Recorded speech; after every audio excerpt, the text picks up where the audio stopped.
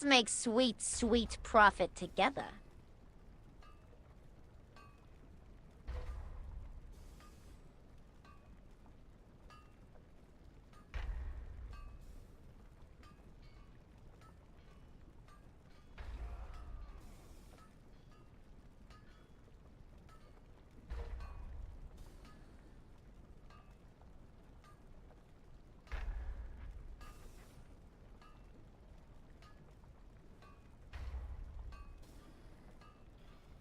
Alrighty. How are we all doing, boys and girls? Are we good? Are we good? It's reset day. Yes, it is. Saviour with the tier 1 for 33 months, by the way. That's astounding. Thank you very much. I appreciate that a lot. Welcome in. Welcome. I got an interesting email first thing this morning, which I still need to deal with, but it was cool to find all the same. Been invited to the Twitch Partner Program. Apparently that makes me someone fancy, I guess.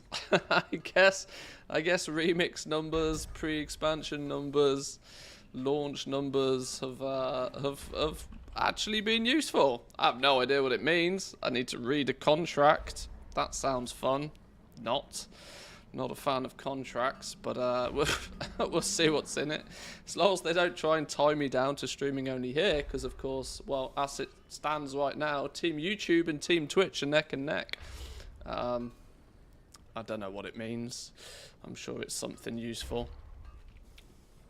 But let's be honest, that's more down to you guys, so thank you.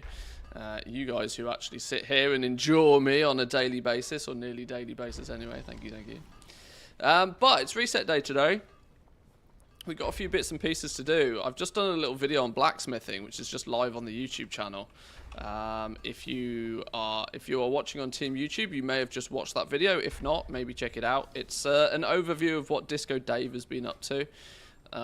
Here's my blacksmith, and he's been doing quite well. He's in a good position, I reckon. He's in a good position. We've got 1 week now until the War Within season like actually starts. This next week's going to be really fun. This is where all the speculation happens. This is where you sort of, for me at least, I want to cross off a few last final things, get a few bits and pieces finished. My renown is shocking, by the way. This is something I need to fix. So this is something I'm going to be working on a little bit more this week. I've spent way too much time hardcore deep grinding and investing in professions, and I've kind of forgot that the actual game is there. So we're going to go play a little bit of the actual game. I'm going to start today by just chunking through, not unfortunately on Disco Dave, but I'm going to chunk through some of the weekly tasks, get those done, clear the map of world quests, that sort of stuff. Get the rep on the go, because it's the early hours of reset, right? There's not too much. There's not too much going on as of right now. It'll be this evening where it all pops off. We'll probably do some auction housey stuff later on this evening. For now, let's get some reset stuff done. I've missed the theatre event. That was 20 minutes ago, wasn't it? So let's maybe pencil the theatre event in. Do I think embellishments will be buffed or nerfed before next Tuesday? I don't know if they'll touch the embellishments at this point. It seems a little bit late in the day. Classes and, people are already trying to work out what's on their BIS list and trying to, start thinking about gear. If they start funking about with embellishments, I don't know.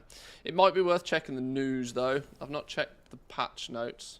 I barely got through my inbox this morning before loading the stream up, so I'm sure there's some interesting stuff going on.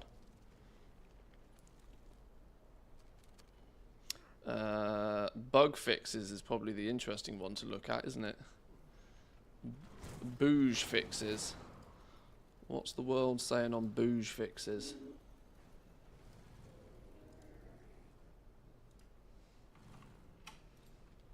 What we got going on here?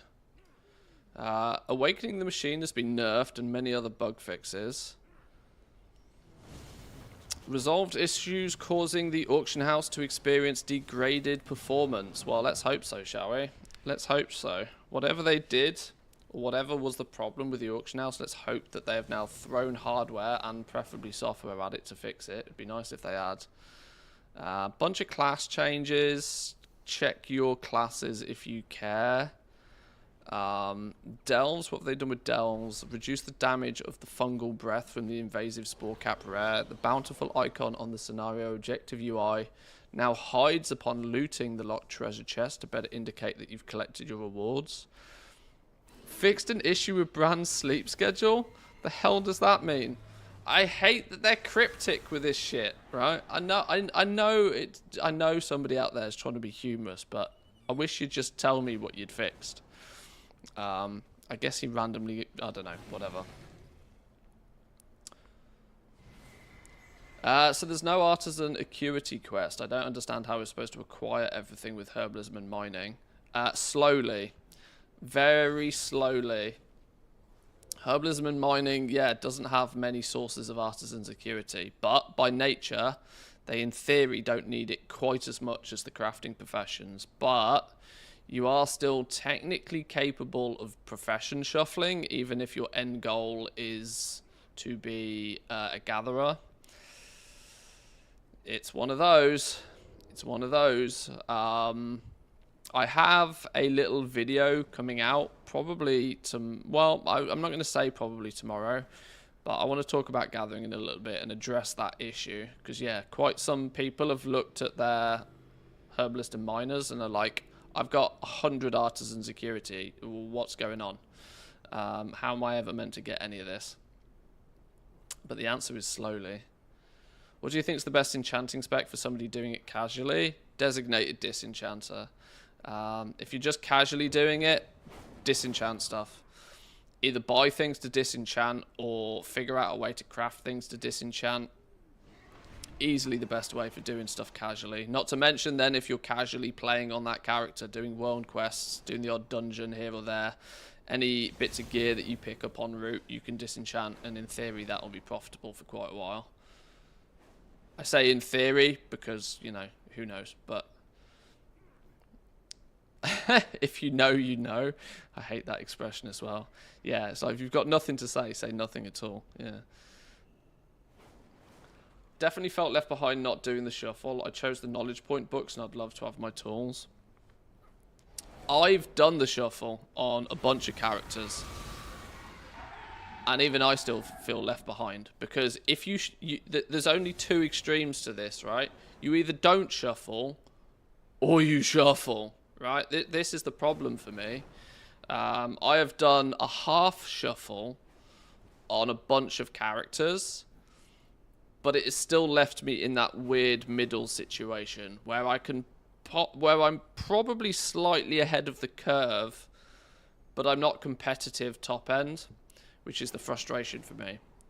Because yes, if you've done one or the other, if you've got the books or you've got your tools, if you've done one or the other, you've probably done better than most people already. You've probably got an advantage over average Joe that just picks up his profession and goes with it.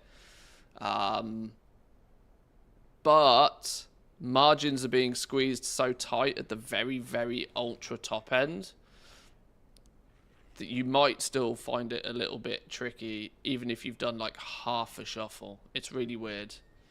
It's really weird. Where's my stream manager gone? Why is that not working? There we go.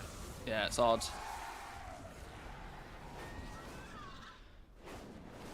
If I decide to shuffle, which profession is easier, or I wouldn't, honestly. This is the problem. I basically wouldn't. As I've just said, you either do a giga deep shuffle. The problem is once you start, you can't stop. You can do stuff that's relatively free. The free stuff doesn't cost you any gold, but it's going to cost you time, so it depends on what you value more or less. Everything is going to cost you something, whether it be time or whether it costs you gold. The reality is, with herbalism and mining, referring back to the fact you're struggling with artisan acuity on gathering, the easy solution is just gather more. Don't spend too much time worrying about it. Don't spend too much time trying to hyper-focus and min-max. Just spend another hour farming. That extra hour farming will make you more gold. Surprise, surprise. That's the way I'd probably recommend most doing it, but I do have a few tips and advice for people that I'll put in video form soon.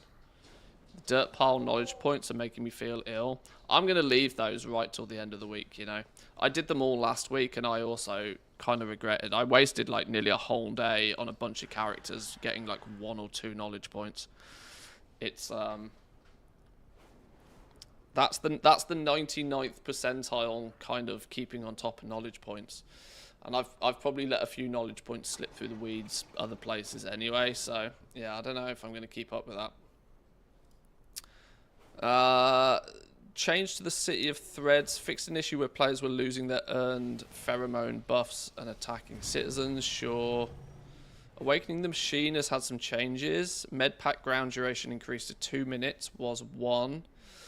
Iron Strider damage has been decreased. Malfunctioning pylon damage has been decreased. Nullification barrier duration has been decreased. Addressed an issue where the nullification barrier could persist after combat. Okay, that might make Awakening the Machine quite substantially easier for some people, I guess, then.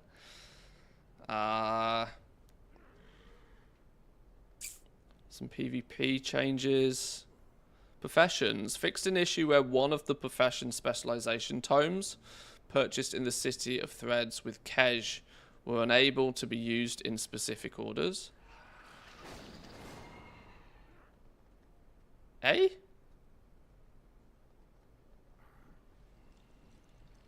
Okay. Fixed an issue where the tailoring weekly quest, tailoring services requested, which could be dropped upon logout. Huh. Okay. I didn't notice that on my tailor. I never left. I would take the quest, do the quest, hand the quest in, so I probably never logged out on my tailoring to even notice.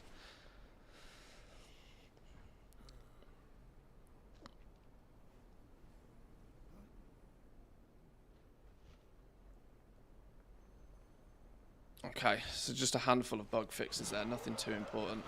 Nothing too crazy.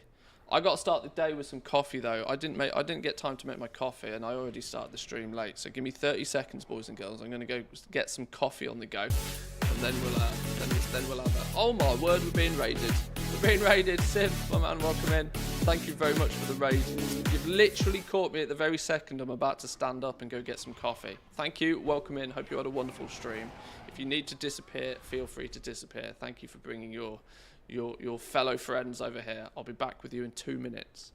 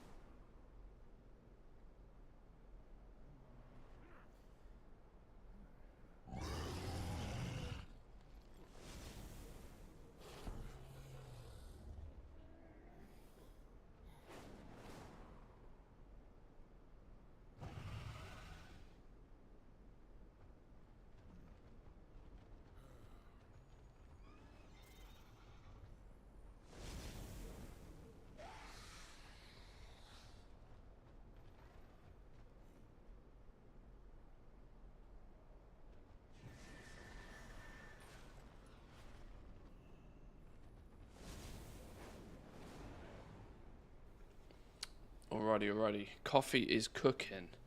I'll be ready in a couple of minutes.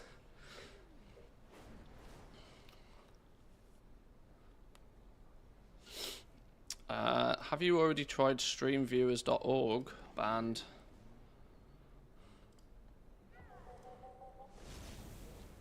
If it doesn't get coffee, turns into Madtheus. Or Ranthius has the chance to come out, that is for sure. Happened to my tailor, I wasted all my orders. Oh, did it really? Well, what they have been able to do, actually, they did this with enchanting when they accidentally turned on... Well, I don't know how they do it with tailoring, to be fair, but with enchanting when they accidentally turned on the weekly in the early access, they gave you some bonus disenchant points the week after to make up for it. I don't know if they can do something like that for tailors. Or whether you just... up the creek without a paddle, as they say. Don't know.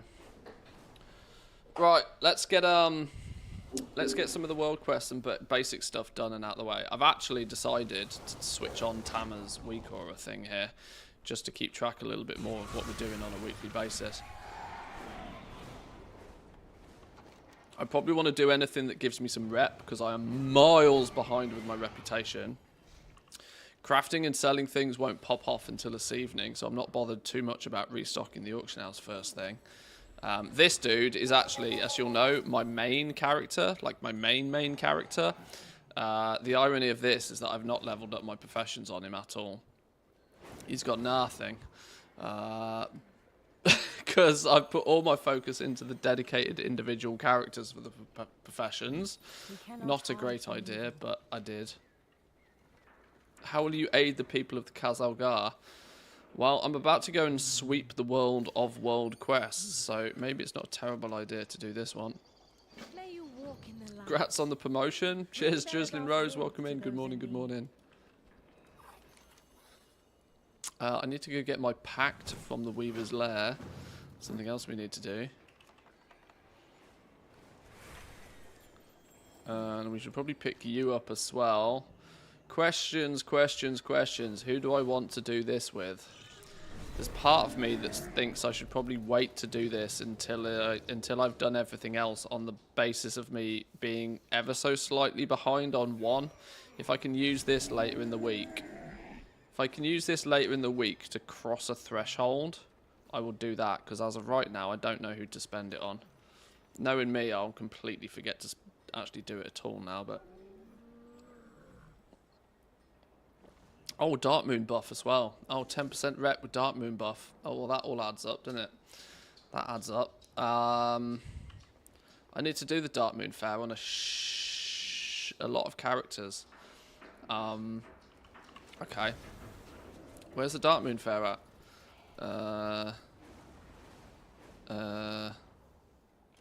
Dark Moon Fair. It's all the way over here. How do Hordes get over here?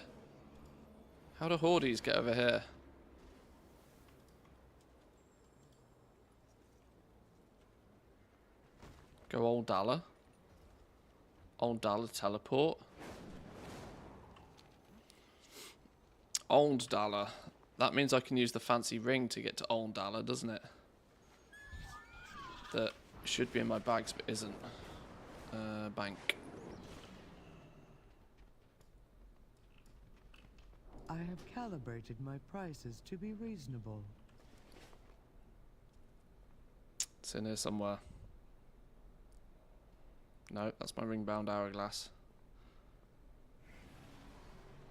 That one. Band of the Kirin Tor. Teleport you to Dalaran.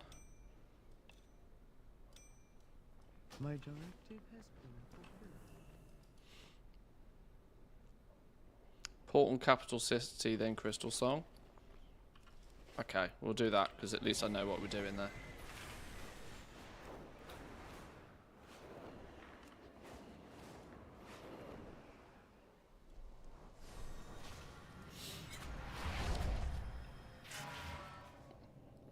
Oh, have you been running all of your alts, getting all their Dark Moon Fair stuff done?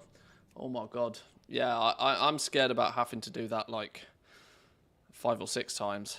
How long have we got for the Dark Moon Fair? When's it close? Oh my god, it closes in a few days. Oh, that's another thing that needs to go on the list of absolutely must-dos. Okay, we'll get there. Did Dark Moon fail on 18 characters? Oh my god. I need to do it on probably 8 to 10. Here's to thinking I probably need to take materials, don't I, if I want to do it on leatherworking and jewel crafting. Do I care enough to do it on these characters, or am I just going to go get the rep buff from there?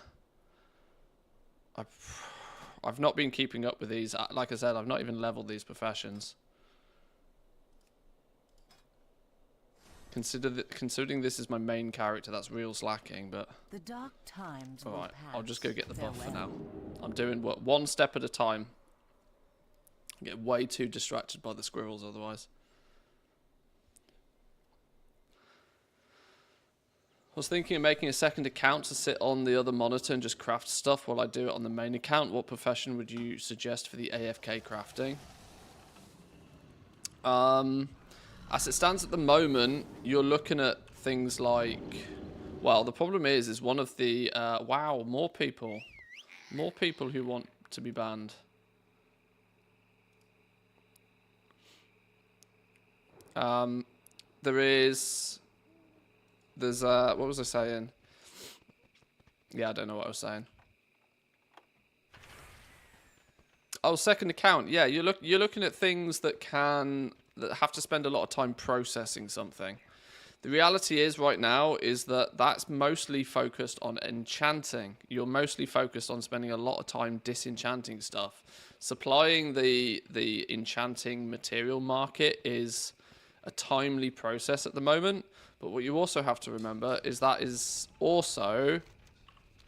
also a thing where you have to consistently be out there pressing a button. That's not something where you can press craft all and leave it, which isn't really that suited to a second account situation. You're going to kick me out of it because I need a ticket every time.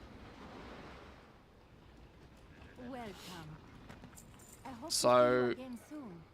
You want something that's mass producing something. Like prospecting is a good candidate, but prospecting is a good candidate. Milling, even just mass crafting something before you then focus on disenchanting it, for example, is another thing you could do on like a second account on the side. It's hidden my buffs, so I don't know what's going on here. Maybe we'll just assume that's it. Right, there's 60 minutes of buff.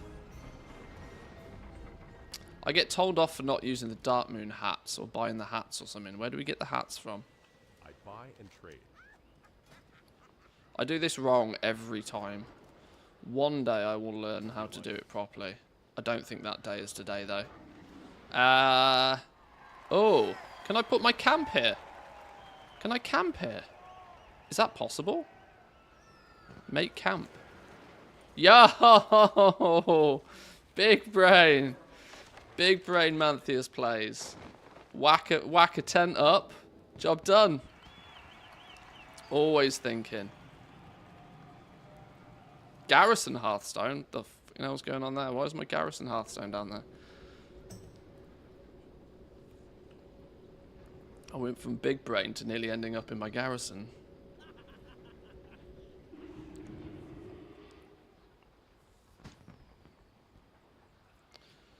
You need the mats on you. Dark Moon is still incapable of crafting from the reagent bank. It's a quest turn-in, though, isn't it? Technically, you're not actually crafting. Oh, well, I suppose. I don't know. I don't know how that works. Right, we need to do a world quest sweep, though. Zygot. Do world quests. Go.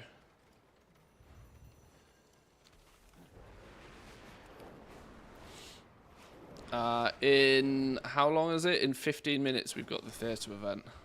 Let's not forget that either.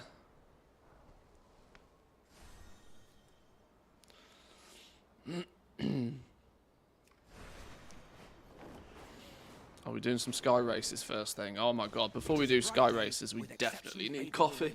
We definitely need coffee.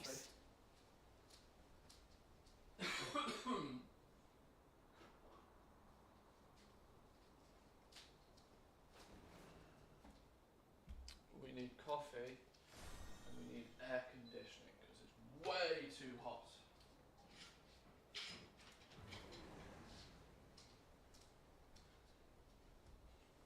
Somebody turned the sun on in Finland again. I don't know who did it.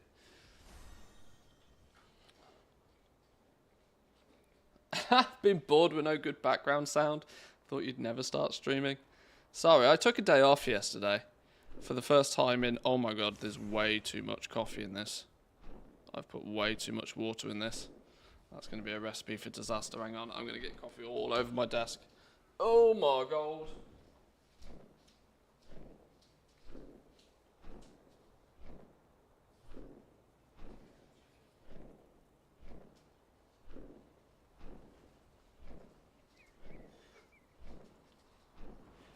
Sorry. Many sorries. Many sorries.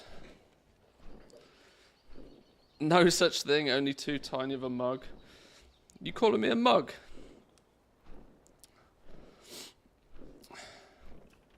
Yeah, I took a day off yesterday.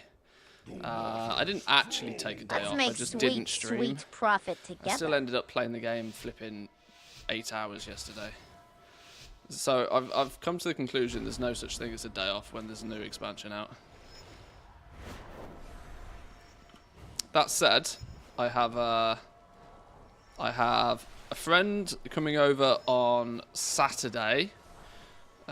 It's her 30th birthday on Friday, so we got that to celebrate. So there'll be a few drinks and a bit of barbecuing going on Saturday.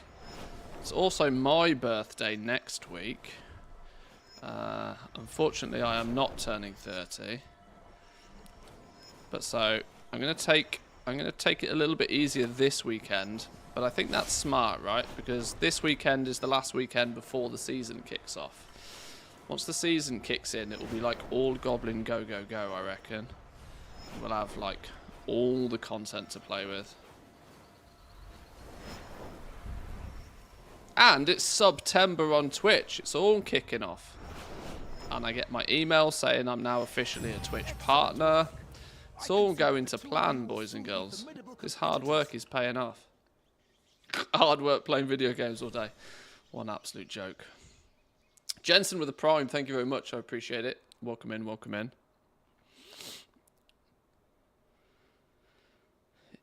Is it just me, or is this the most boring expansion launch? Nothing to do at all currently except level alts. I've heard a few people say that it doesn't feel as action-packed, and I think this is predominantly because there's no real strong rep grind. Whilst the rep grind is there, it's carefully managed. Carefully managed so that you can obtain X amount, and it's very calculated to how much you can get, and most people looked at it and were like, well, I can't really hyper abuse this, so I'm not going to.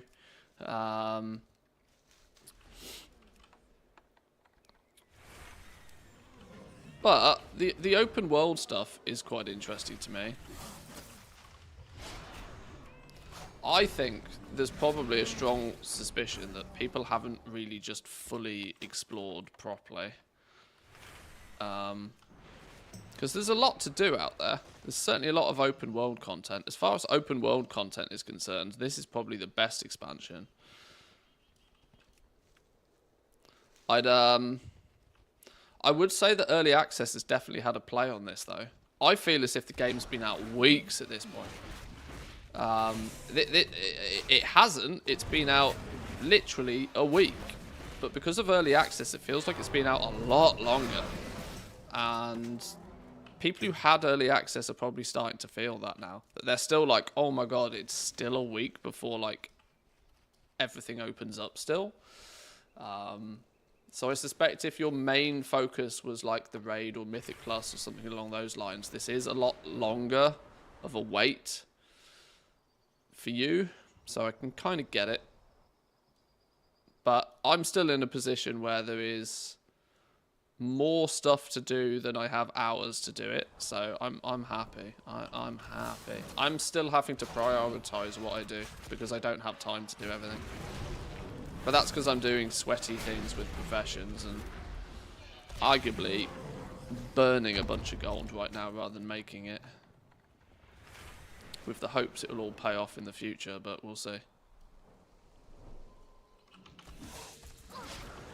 I'm up 2.2 mil using 4 alts. Wouldn't have been able to do this if everything was open, because I'd have raid commitments and whatever. But you see, this is it. This is what a lot of people use the first week or two of an expansion for, is to make a bunch of gold. And then they disappear into raid and let the goblins continue doing goblin things from there on. This is why I'm not too concerned that I'm seeing this more in EU than on US. But I'm seeing this an awful lot, that the markets on EU are really tight already. Like, super tight. Because that's what people are doing this week. They're throwing some gold at their professions. They're having fun. They're not too worried about particularly making much gold. But if they can get their professions min-maxed now, it means that when they go off, do their raid and whatever, they in theory can fill a few work orders, craft a few things, make a bit of gold that way. And I'm of the opinion, right? I've been messing around with professions all week. I make gold so that I can spend gold and not have to worry about spending gold, which is what I've been able to do with the professions mostly this week. I don't like the shuffle is in its current form, but that is the game right now.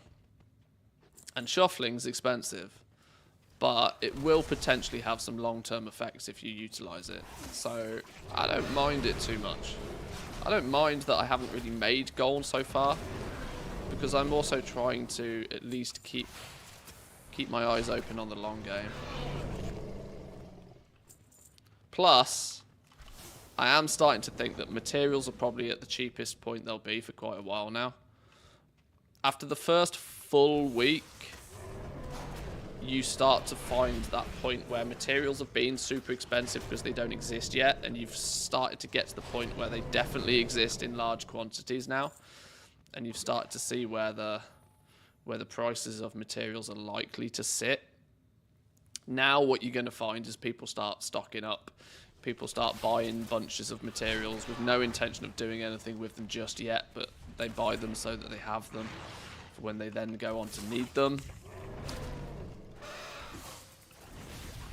A lot of this starts to happen this week.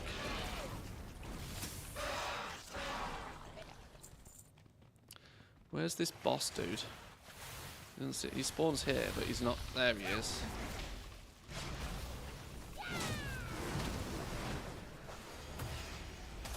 Generally make my gold via early raid boosting and M+ boosting. Boosting's an entirely viable way of making gold. Not one that is for me in any way, shape or form, but it is the definition of a service-based industry. And I genuinely think that Blizzard sort of tried to copy it with the crafting order system, in terms of that they wanted crafters to be able to offer a service. You know, I'll make your profession gear for you so you don't have to, kind of thing. It's the crafting boosting.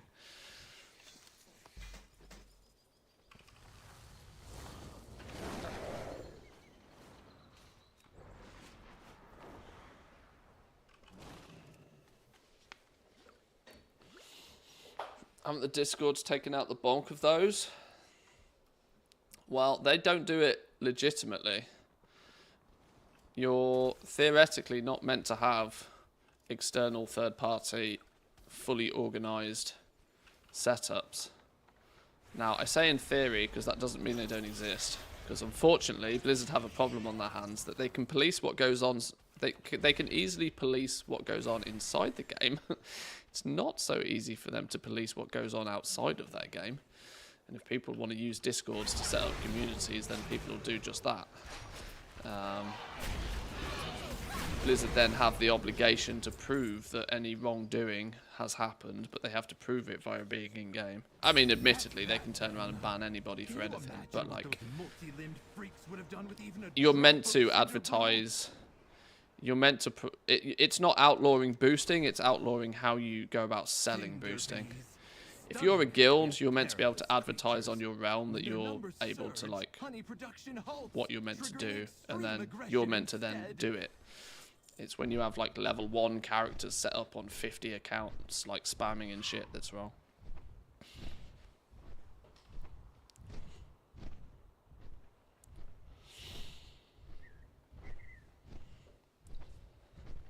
How impactful has the scribe racial ended up being? I don't have a Nightborn, but I do have 4 unused level 60 boosts. Got to decide if it's worth leveling from 60 to 70 this week.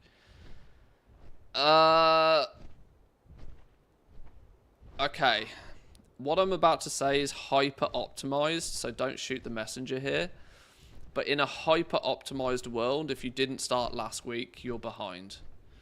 Because you could, in theory, do a full shuffle from day one. Like, you could get a character at level 80 now, or level 70 even. You could do a full profession shuffle today, but you will still be missing last week's weekly gains. It will mean that you will be somewhat behind the curve in terms of artisan acuity that you can gain. You'll be somewhat slightly behind the curve in terms of knowledge points.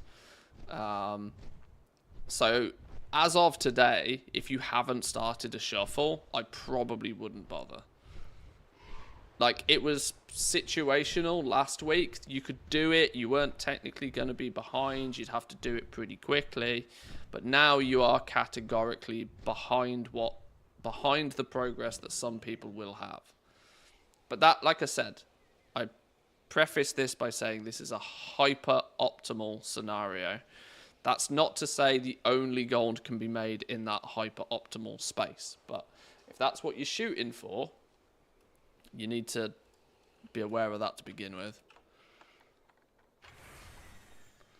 All that said, though, Nightborn racial is... I don't know how impactful it is, because my scribe has 100 plus 40 build and has gone into milling and ink making and is guaranteeing everything. I don't think the racial makes that much of a difference right now. It's more of if it makes a difference to some threshold of crap. Like, I don't know. The honest answer is I don't really know. But I don't really think that it makes a world of difference right now. You can overcome the racial's advantage by just doing more, I think.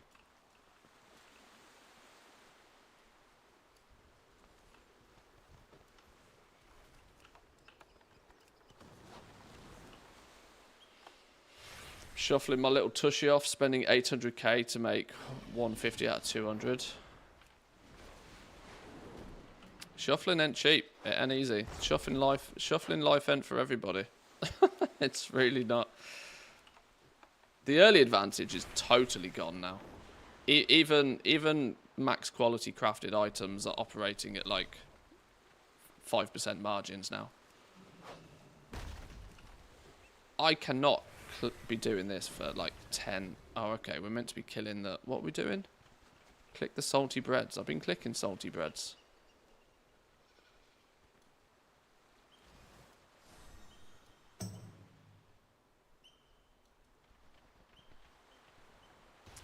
Five-minute warning on the Trove. Thank you. I'll head over there in a second.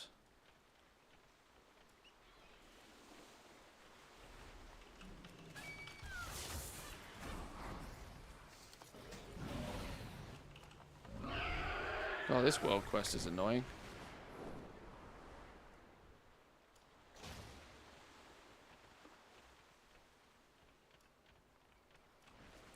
With a +5 skill racial, you can ensure rank 3 crafts with only 1 or 2 blue tools, depending on the recipe. So anybody wants to save 300 artisans acuity, it's really big. Oh, yeah, okay. Well, it's not actually an advantage, though, is it? Because you could just still technically grind out the artisans acuity. So it's not actually an advantage. It's a shortcut to the same place, but it's not actually giving you an advantage. Shortcuts are different to long-term advantages.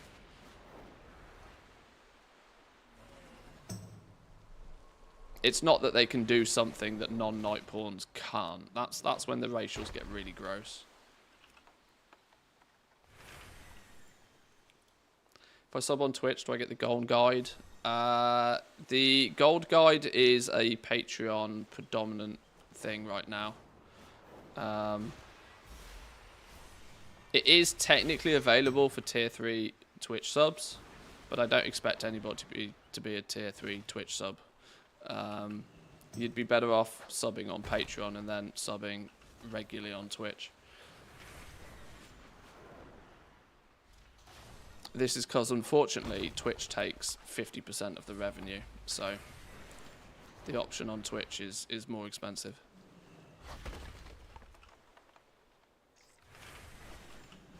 Oh, can I just nuke these birds as well? Okay, nice.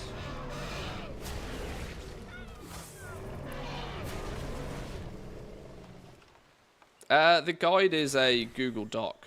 It's in Google document form, so once you've got your link, you've got your link. I have no intention of changing the link, but if unscrupulous people do unscrupulous things at any point and I have the need to change the link might be changed. I will at the time do my best, at least. Well, if you've on Patreon, I believe I can still message people who have unsubscribed, but who have been subscribed before, so I can kind of redistribute if needed at the time. But my my wording on this is very careful. It's that you have access to the guide, to the Discord. You have everything that the perks offer for as long as you have the perks. If you choose to not have the perks, you do run the risk of not having the perks, if that makes sense.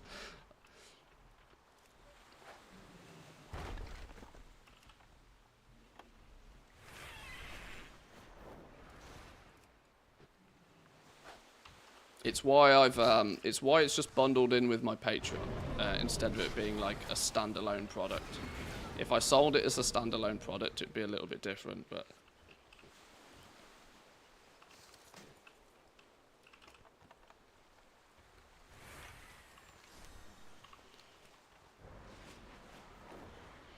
how many knowledge points can I loot by farming this week? Most weeks you get about the same. Your gathering professions are going to get, I think, like 7 to 9 knowledge points, I think it is, via gathering. Although what I would say is that whilst the Is that your wallet? what do you call it? You're just glad to see me. Both, I hope. The catch-up system for knowledge points in the gathering professions. Oh, has the event started? Oh my god, the event has started. We're lagging like crazy. Whilst the...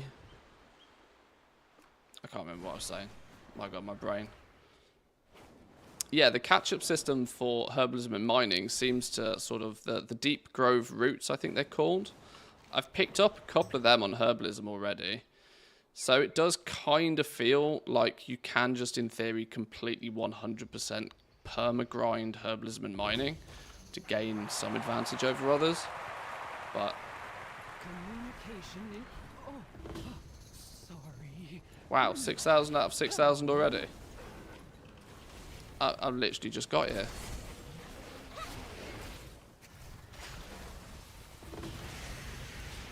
Lag! Tooly Tunnely! Welcome in! Thank you very much for the prime. Good morning, good morning.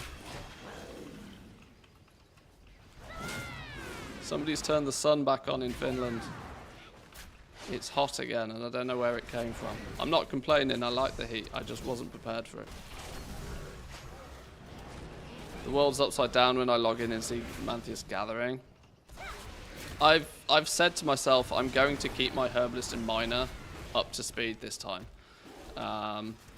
Mostly because a lot of the time I see people turn around and complain that gathering is like not worth it, or that gathering doesn't make any gold anymore, and I usually am somewhat reluctant to believe them, but I have never really put myself in a position, or at least I didn't in Dragonflight, I didn't put myself in a position to jump on my herbalist and miner, do an hour's worth of farming and prove them wrong, and show them that if you keep up with your professions, there should probably still be some good gold with farming for a while.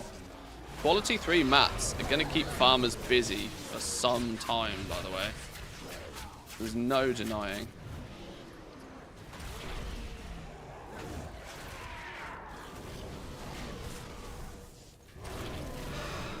I've got war mode off and a hunter killed me during the performance. Missed the epic satchel.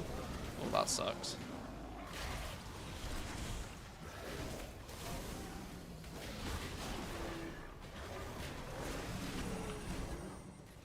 I've got so much lag.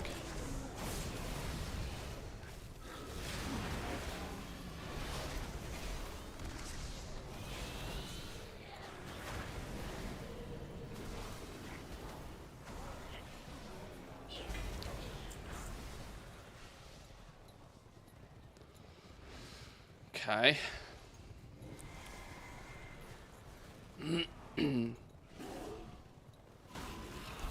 Well, Ordnance approval is already high. If that's already maxed out, what's going on here? How's this already maxed out? Why am I not getting the boxes?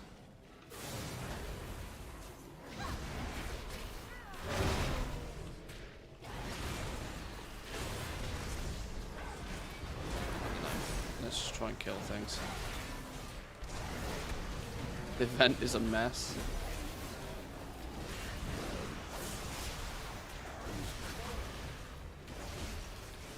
I'm not sure, you know, why Blizzard gets this so wrong so often.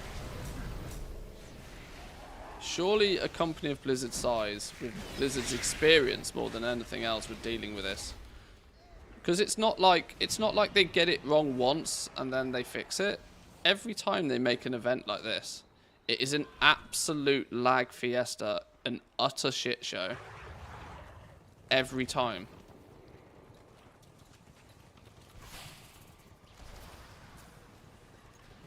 It's like I said, it's not even a one-off thing. It's every time. Guaranteed.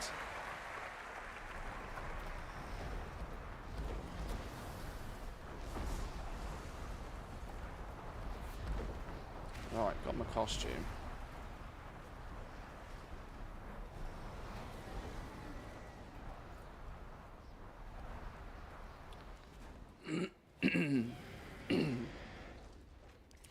Hail the mighty generals. Cheer on the generals. Woo! Go generals. All fans, cheer for us, General Otomar. We are the world's top. Look at me doing Venn diagram things. Yes! Love me a Venn diagram. Our two companies are the fiercest in Kazalgar. They cheer for you, my friend. Woo! Generals, we have calculated that we only need one of you. Decide amongst yourselves who will be decommissioned. It's not a personal barn. You don't get the boxes if they're already done. Be there 5 minutes before the next one. Oh, really? Oh, is that it? Okay. Can you tell I didn't do it much last week? In a weird way, this is the first week where I'm actually playing the game. Only one more Everett to be the best and the last.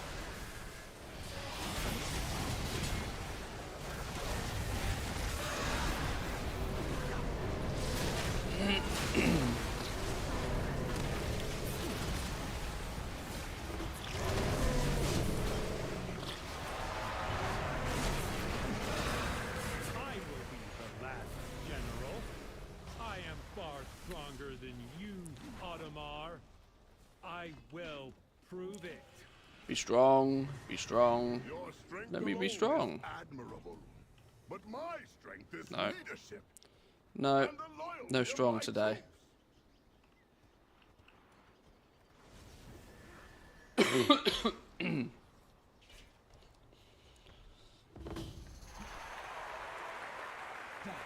Is there even a point of doing anything in this event after getting the epic chest, or can you just wait to turn in the quest? I'm not entirely sure, but at least I've finished the quest this time. I might have worked with you, Emmerich, but I am your better. General Otomar, Boom. Box. You are the last remaining general. Nice. You will lead the Earthen forces from now on. Binding of binding. Go. Binding of binding. Ah, never lucky. Stupid game. Carrot legs though. Any binding in bindings in chat? Any lucky boys?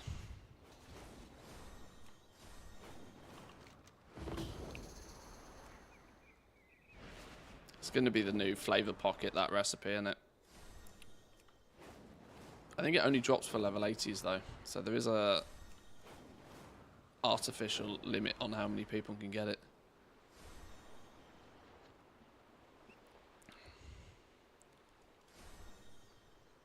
Pesky gulls have been getting too close to the Opal Crag.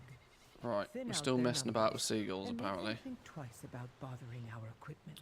80% on seagull farm.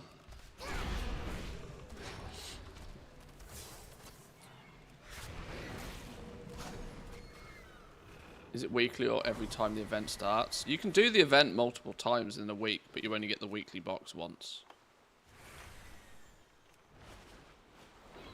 You can help others if you so choose. I'm not sure there's quite so much to needing to do it many times. That should keep them at bay for now. Eating all that is not good for them anyway. What's the recipe for? Binding of bindings is jewel crafting ring that is seemingly very difficult to... It's I wouldn't go as far as saying it's elemental lariat level difficult to get, but it only comes from that theatre event. You have to be level 80 and you get one chance at it a week. So in that regard, it's quite rare. Now, if it turns out to be a piece of equipment that everybody wants, it could push it into like elemental lariat territory, but I'm not convinced it's a piece of kit that everybody wants. So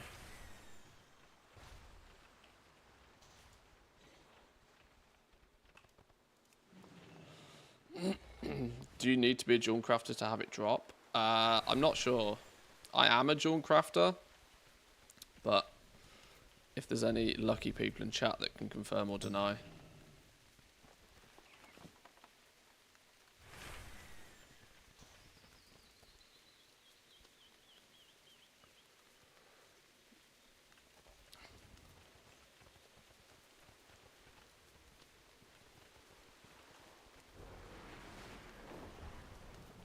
Where's me plushies gone? There's one. I need to kill all the rares as well. There's part of me that wants to turn this weak aura on the side, like, off. But there's also part of me that says, for as long as it's there, it's going to annoy me. And that'll be the permanent reminder to kill rares. Because that's the one way to make it go away.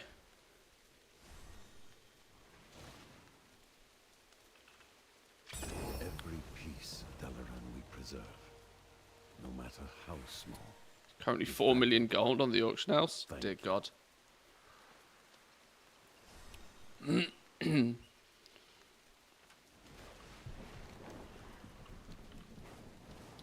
was like the Isle of Dawn world quests done. They were quite quick, weren't they? Let's see if we can quickly get a Ringing Deeps pass done. Oh my God, world quest for days out here. Ringing Deeps, 1, 2, 3, 4, 5, 6, go. It's making the side of my screen look hyper messy, but needs must.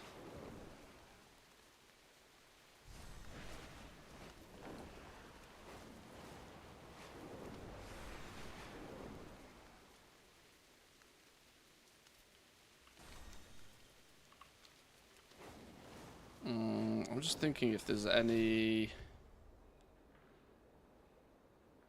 other things I need to do in the capital before moving on. I don't think there is. Whilst we're doing this, we might accidentally find our treasures for our 2 professions, maybe.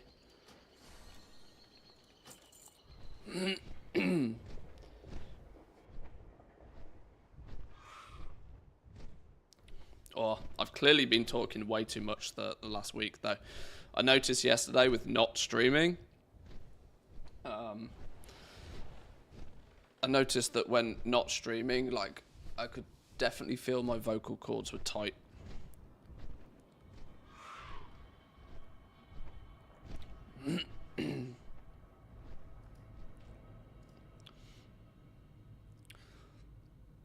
My plan is to get as much of the like world quests and stuff out of the way nice and fast. If I can get this sort of weekly stuff done nice and easy, then we can just focus on professions again. Weak auras are making server arbitrage too damn easy. Too bad my server is already one of the cheapest ones. Why are some of these rares in red, by the way? Anybody else that uses this add-on, sorry, weak aura, will probably already know the answer.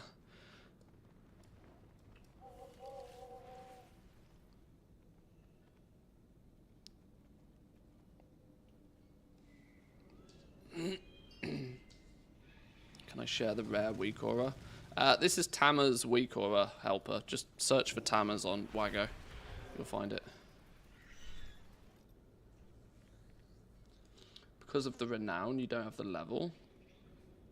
Green text equals unkilled and in the same zone. Red text equals killed. White text equals not in the same zone and not killed. Aha, okay.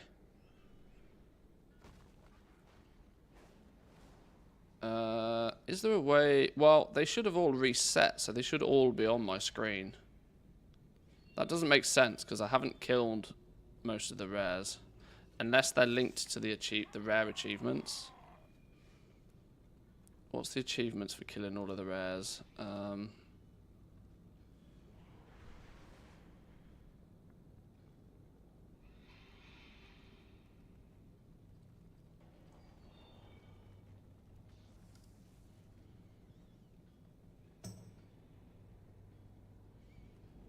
Do they tally up with what's going on over here?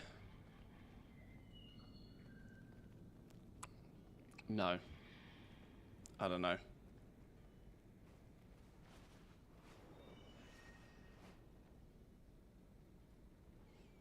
Either way, they need to all die.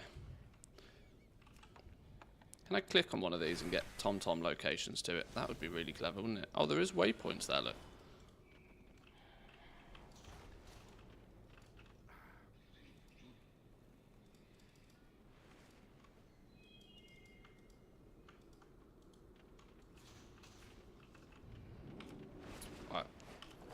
Let's not waste my my Wii buff.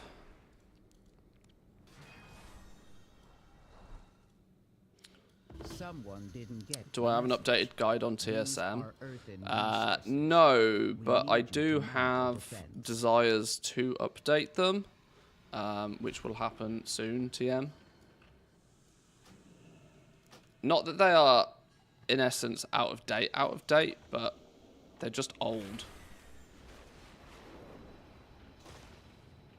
This is the thing with TSM, it hasn't drastically changed. And for me, the reality is I still don't particularly recommend most people do crafting with TSM unless you are trying to do it at a very basic level. It still, for me, feels like Craft Sim is the win for crafting, but as far as auction house stuff is concerned, TSM is still absolutely goated for like long term. TSM just unfortunately has a real problem with dealing with stuff at the beginning of an expansion. But that's because most of their entire add-on is based upon community collected data over an average of a long period of time. But yeah, there's some new goodies with TSM coming out soon that you'll find out more of. Actually, I think it was meant... I'm going to shut up now because I don't know what I should and shouldn't be saying.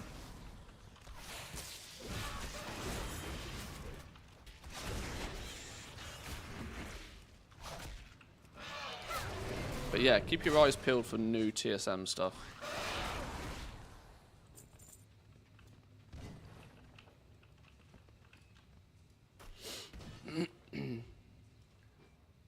Am I really behind in goal making, or do I still have chances with professions?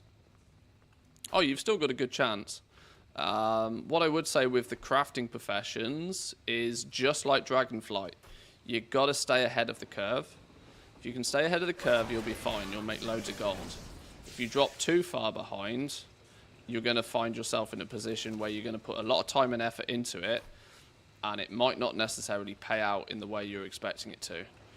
What they have done, though, this time round, is they've got rid of inspiration and they've added a concentration system in, which means that you can put basically no effort into your professions whatsoever and still, once a day, craft something at a really high quality.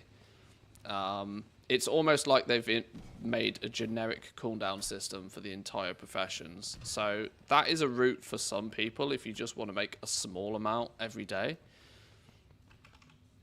But you're not going to be able to industrialize your professions and make a huge amount with them, which also then means risking heavily and aggressively setting them up is more difficult and more risky. But there's definitely possibility still, yeah. Wait, hang on, what am I doing here? Throw the gems in the... Hang on, I'm not... What's going on here?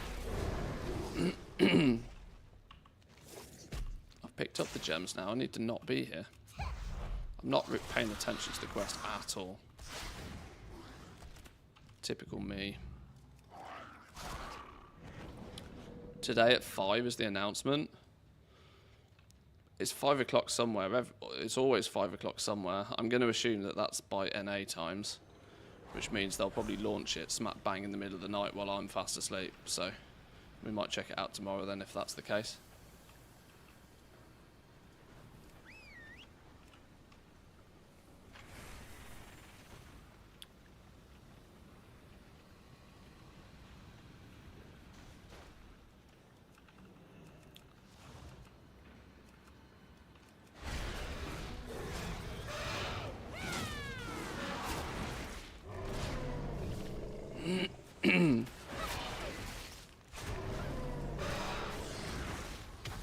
Oh, 5 Paris time? Oh, okay, so it's 6 for me then.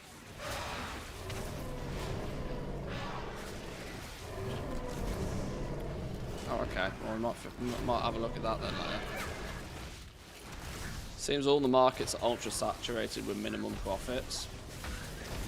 Unless you have an army of knowledge points. Right, this is the thing, right? In this early point, every knowledge point counts. If you've got 80 knowledge points in your profession, now this is very general, but it's just a highlight. If you've got 80 knowledge points in your profession, you're probably single-digit profit margins. If you've got 100 points spent in your profession, you're probably able to extract a little bit more profit than that. If you've got 120 points and you are hyper min-maxing, you're making bank. This is the thing, right? You got to remember that when every single knowledge point, when people only have access to 100 of them, every knowledge point is like sizable increase to their margins. And what you will still find is the people that have hyper optimized and hyper min-maxed, it's their prerogative to squish the markets down as well, because it makes it less of an incentive for other people to dive in.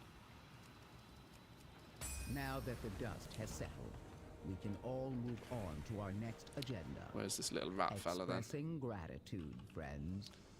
Are you on my list? You should be on my list.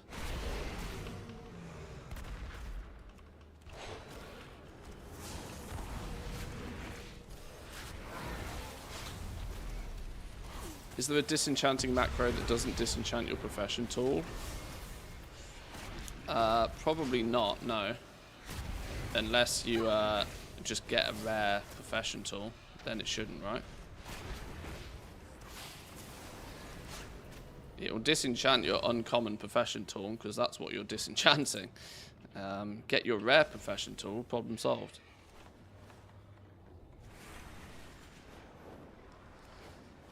Use TSM destroy. You can tell it to ignore permanently your tools. Oh, can you? Okay, well there's an alternative for you then.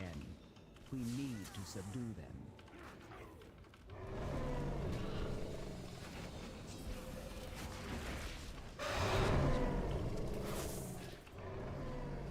There we go. Another reason to use TSM.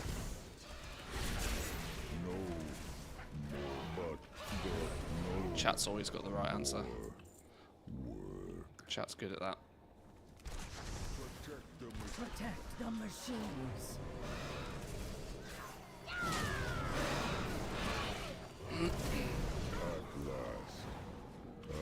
My task is done. Now, why didn't Charmonger go off my list? No, I did literally just nuke his ass. Why didn't he go off my list? I don't know. I need to check this out. I don't even know if this little weak aura works properly.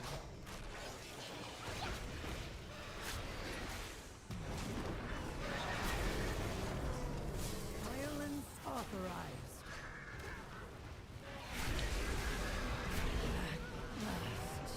Problem is, at least what I think, is that people have not realised that knowledge points from patron orders is split up in the week, and a lot of people will have lost some knowledge points. You want to be checking your patron orders daily. If you've got lots of characters, it's going to be a chore, but you want to be checking them daily, because not only yes do they give you a second splurge of them at some point during the week, others have also reported that they've had like dribs and drabs, like extra bonus ones turn up as well. You in essence, you want to check them every day. And if you're that focused on keeping ahead, you want to make sure you're checking them every day.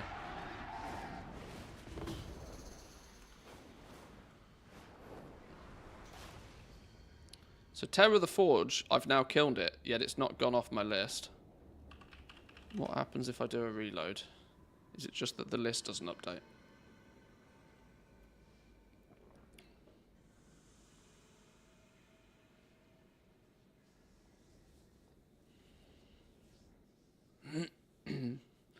One of my blacksmiths has 3 knowledge point orders that are locked behind armor and weapon crafts. Yeah, I've seen the same as well.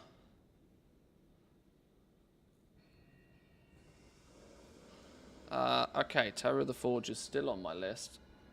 This Charmonger dude is also still on my list. I don't know if this weak aura is working properly, or, well, the reality is I probably haven't tested it properly, have I? Rares, custom options, toggle rares, current zone only, toggle completed. If enabled, it will hide the rares marked as complete. Oh, yeah, do that. Get rid of ones that I've already killed. I thought that would have been on by default.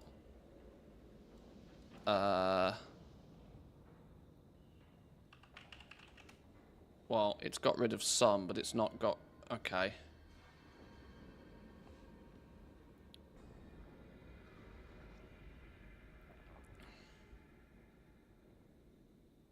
Are NPC orders the same for everybody? No. No. The entire system's very random. Very random.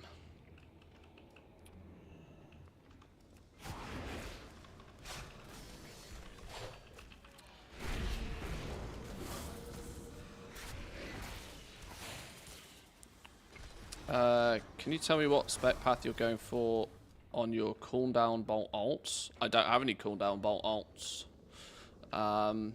If I were, I would probably be just going deep as I can into the Dusk Until Dawn tree, would be my assumption.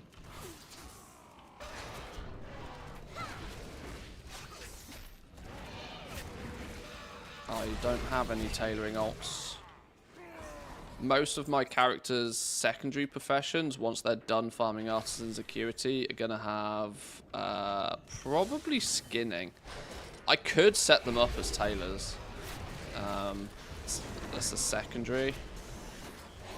Have tailoring on everyone. I kind of haven't really decided what to do with their secondaries. It makes a lot of sense in my head for them to have skinning, just because, at least if they're level 80, because then they can do the Beast Fang daily.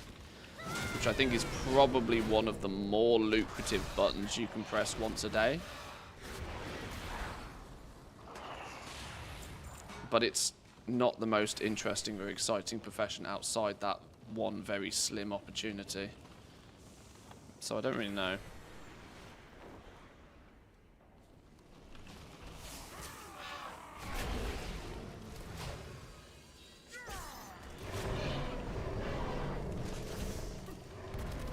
About what, after dusk until dawn? Well, once you've fully spec'd out that tree, if you can start making them at the best quality possible, then you want to start making them as effectively as possible. So you want to get, your first priority is always to make them to the highest quality you can. Once you've got the quality side of stuff sorted, your choice on knowledge point switches to, right, now I can make them at the best quality. How can I make them cheaper? And so you want to hunt out anything that's going to give you secondary stats at that point. Tinderbox, fuck yeah.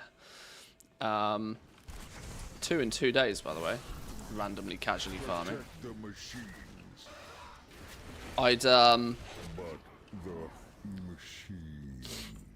yeah, I'd suggest looking at multi-craft nodes. I'd suggest looking at resourcefulness nodes. Multi-craft gets a higher. What does it? Would daily bolts be the... No, daily bolts are still going to be best off with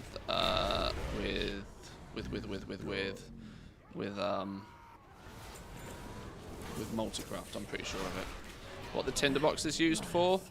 A lot of endgame crafts and sanctified alloys, which is making them rather expensive. Had to come over and see the purple tick in the flesh. Congratulations. Welcome in, Bear. Thank you, thank you. Yeah, I don't really know what it does. I don't really know what it does. But I don't know. It's a status, it's a validation, I suppose. But welcome in. I'm gonna be honest, Bear, you're not far off getting that tick yourself.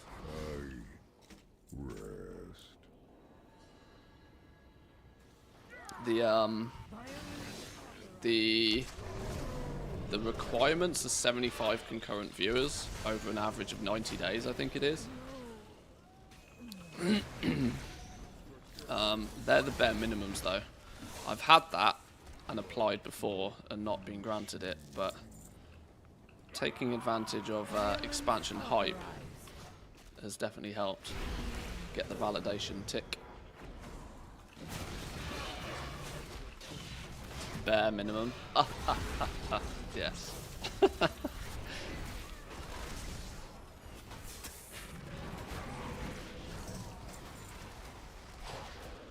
Work sat at my desk, sneaky texting, so can't hear, but had to pop in and say congrats. Oh, okay. Okay. Protect the machines. Well, don't work too hard. But you also didn't hear that.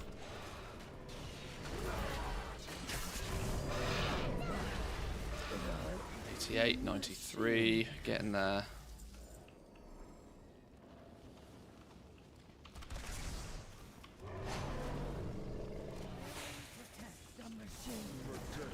Is there any reason why people aren't hyper spawning these?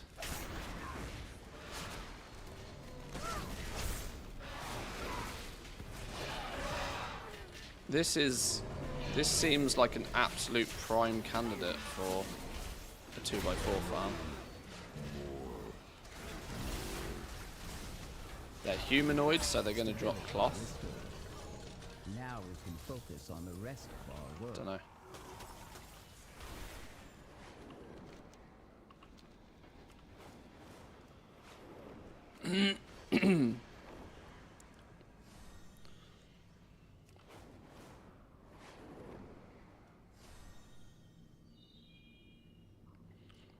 He's saying thankful British new Finnish noises in gratitude. We've got dear. hostiles. You need to step up and engage them. We want to preserve this place. Bastion's still probably better. The has Siege been nerfed yet? I know that thing's been absolutely wild for cloth generation. I lurked in a student stream for 20 minutes yesterday just to see what he was farming up, and that Siege farm looks actually wild. There is no chance that doesn't get nerfed into the ground in a few days. Actually wild. It's so odd, actually. I'm yet to talk about this on YouTube, but it's probably coming tomorrow. But it's really odd how bolts, Weaver cloth bolts, have ended up being not only cheaper, but substantially cheaper than base Weaver cloth. And that's wild to me to think about. It takes you about 3 pieces of cloth to make 1 bolt. But as it stands currently, 1 bolt is worth about 1/3 of what a single piece of cloth is worth. So there's about a 10 times, like, bolts are about 10 times cheaper than what it costs to actually produce them, because of the oversupply of flipping massive oversupply of stupid bolts from these 2x4 farms. It half makes me want to buy a bajillion bolts, because they're like 2-3 gold a piece right now, and they can't physically long term be produced at that price outside of farming them. And when all the farms get nerfed and when all the farmers go out and do other things, I wonder if the bolts will dry up.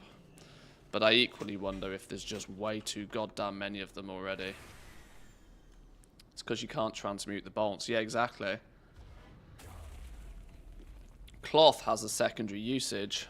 Cloth has the ability to be absorbed into alchemy and switched into other components, whereas the bolts themselves don't. Bolts, even though they are gathered, they are considered a crafted item. So it's interesting. I haven't quite decided what to do with that, but based upon the fact I'm elbow deep in tailoring this expansion. My tailor is one of only 2 professions to which I've done the full shuffle on. And so I really need to, you know, I need to stage my investments according to that. Can I go in this mine and find more? Because there seems to be nobody above the mine. I need some wormy worms. Give me some wriggle boys.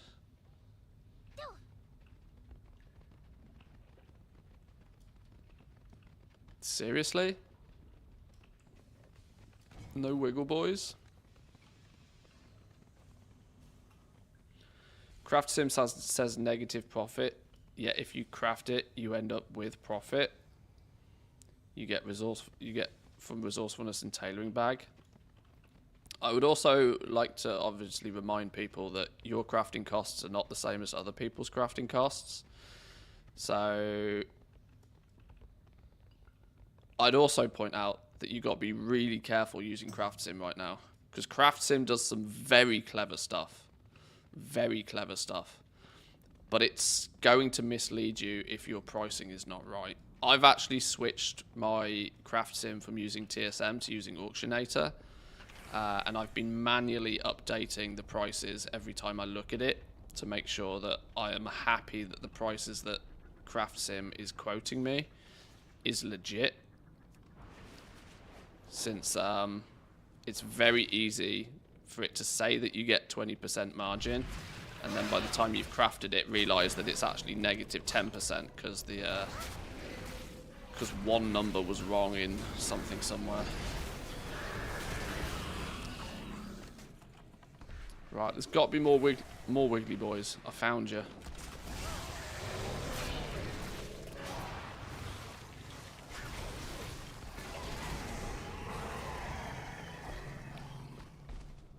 Bolts are already at 15 gold a piece. I'm pretty sure they'll steadily go up.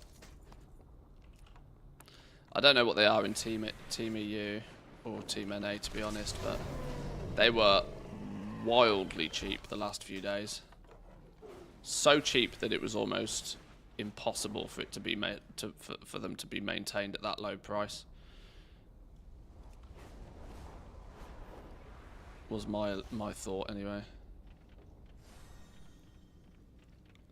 This week is the speculation week. This is a fun week for me.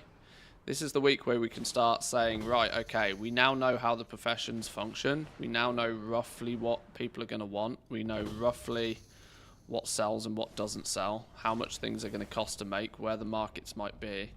This is the week to start thinking, right, how many materials do I need? What price am I willing to pay for them? And do I suspect any changes on those material prices? Don't kill it, there's dots. 8. Of all the hyperspawns in the game, they couldn't hyperspawn flipping. You couldn't have put a hyperspawn on these wiggly boys. This week's the calm before the storm. This week's an expensive week, because this week is the week you spend money.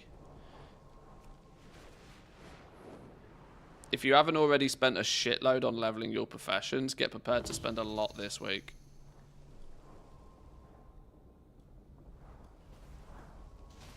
Because this is stock up week for a lot of people. Stock up week and pre-craft week. If you're doing alchemy, for example, I suspect you should be buying herbs like an absolute crazy person right now. Crafting potions, as many as you can physically make. Just so that then, when the demand kicks in, you've got them and you don't have to worry about, oh, I can only craft 1,000 potions an hour, but I can sell 1,000 potions in 4 minutes. Another reason why the crafting professions are so often so expensive, because they have these hidden costs that people don't usually realise. It's all good and well doing a shuffle and getting your character to the position where it can craft things at top quality. But if you don't also have 2, 3, 4 million gold to buy materials and pre-craft a bunch of stuff, you're not going to have the stock to take advantage when the price goes.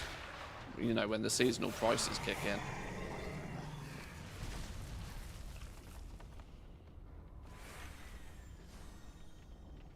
I need one more worm. Can't believe I'm borderline camping spawns on worms for a world quest.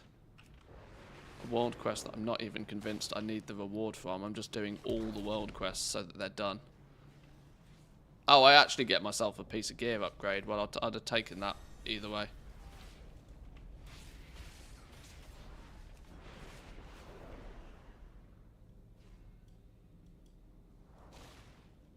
Come on, where's the worms at?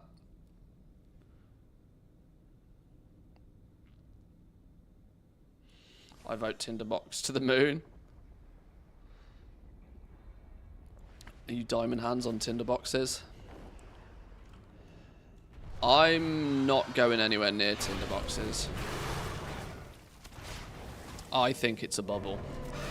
I think Tinderboxes is a goblin bubble. Not that they won't be expensive at some point, but I certainly wouldn't be buying them at like 5, 6k, whatever they are now. The time to buy them was a couple of weeks ago. Oh, well, see, that goes to show just how long I feel like the expansion's been out. I'm accidentally referencing a couple of weeks ago when that doesn't even exist. Shortly after early access was the time to have picked up your Tinderboxes, and you should have dropped a milli on them back then. That would have been the play, but of course that's one of those hindsight moments. Drop a milli on them when they were like 1,000 gold apiece. Someone didn't get the message. There might not have necessarily been that many of them then, but buying them at 5, 6k, expecting them to go up much more than that is highly risky. Especially since I would not be overly surprised if Blizzard jacks up the drop rate of them. People don't notice these things until it's too late, though. This is the problem. People won't, you know, goblins obviously know, right? Because we're paying attention to this sort of shit. But people outside the goblin sphere won't necessarily know that something like tinderboxes are A, 1, rare, and B, 2, hyper expensive right now. They just flat out won't know until they go and buy some, and then they complain to Blizzard on the forums that shit's too expensive and that they should fix it. So Blizzard might come in and they might do something, but I'm not convinced they'll do it anytime soon. They won't fix it until people complain about it. Look at the glowing orb situation from back in Dragonflight. Were they called glowing orbs? Glowing orbs were like all of a sudden 30k a piece and nobody could get their hands on them, and enchants were spiked to like 100k a piece and everybody cried, and then 2 days later they jacked up the drop rate of them and they tanked down to like 500 gold a piece. Oh no, I'm missing one ball. Scumbag game.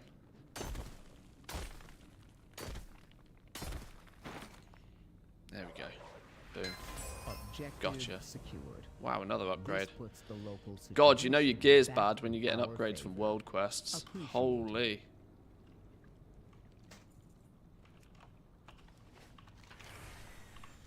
Oh, pet battle next. Major malfunction.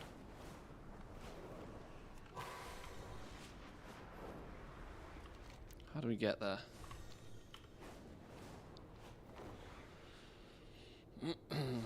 Next time you do this world quest, there's an achievement, hanging tight. I will definitely not remember that. I will highly require you to remind me again. I will need that push in the right direction. What's this one called? Malfunction or something? Something malfunction. Pet journal. Dragon. No, the War Within world quests. Major malfunction. Oh, somebody's dead. Undead, please. Undead yourself. Go.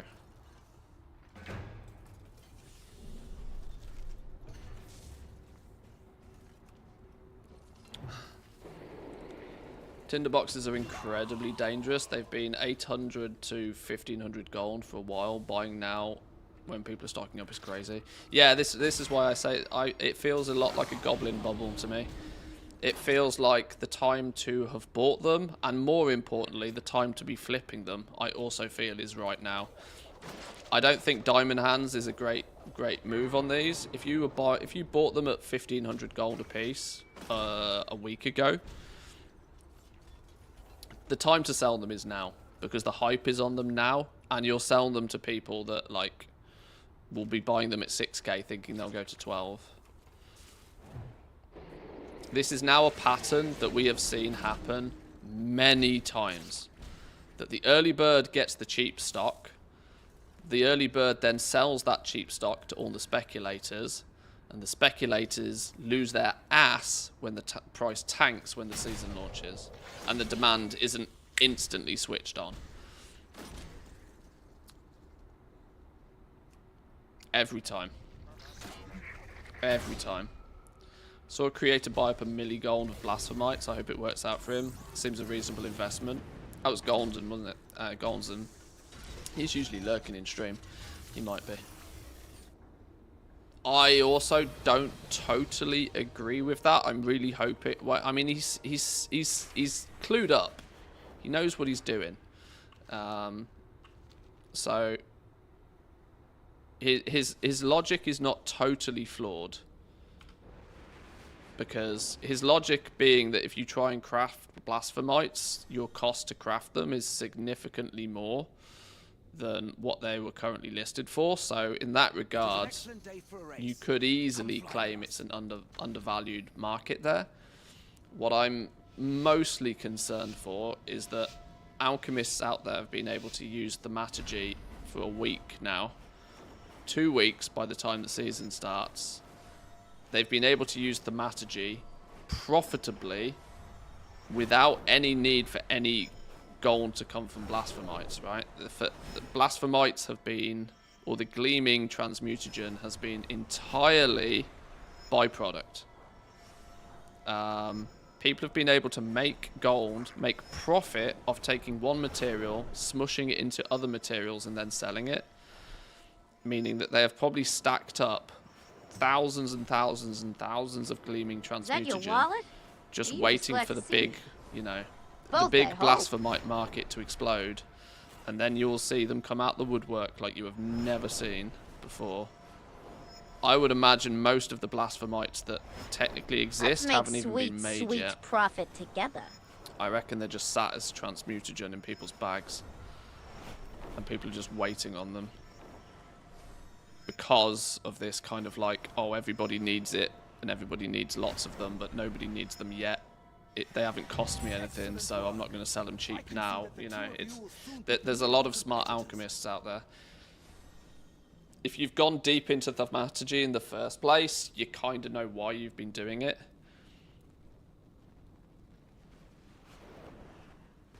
There's already more on the EU auction house than there was for peak Dracothists. Really? What, blasphemy already? Okay. Yeah, that goes to show they're not the super duper mega rare commodity item. It's crazy how news gets out there and then almost instantly stops traveling. Oh, we got the special assignment up there. Maybe we should go do the special assignment now, and then we'll go do Hallerfall. Oh, hang on. I've got 2 special assignments. Can you only do... do you get to pick? What's the crack with these?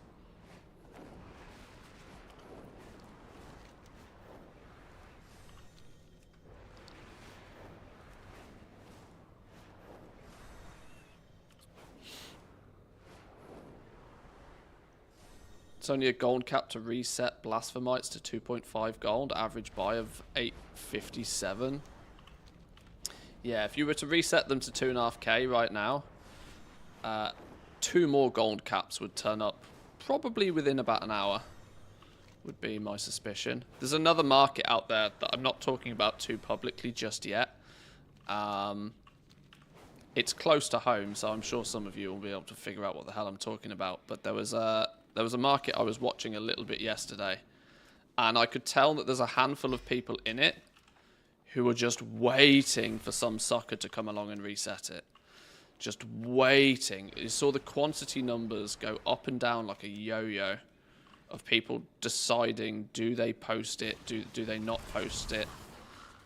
There's a lot of stuff out there, and there's a lot of people just kind of cautiously waiting for something to happen, and then boom, a massive influx of stuff turns up. Quicker than you'll have ever thought it turn up. So I think blasphemites are in the same position. Blasphemites look cheap right now. And when I talk about it's funny how news travels, there's so many people that clearly paid a bit of attention in the alpha, in the very early days of alpha, clearly paid a bit of attention. And so they heard like basic introductory stuff about the professions and markets and stuff. And they clearly have had their ears completely closed ever since. Because there's huge amounts of people out there that are still convinced that blasphemites are on a daily cooldown. And I'm like, no. There's no limitation to how many blasphemites you can make. As long as the materials exist, you can make as many of them as you want. Hostiles. You need to step up and engage. And it seems to be like people get like this anchor of information from the very first time they hear something in an alpha, and then they're just assuming that that is exactly the same to this very day.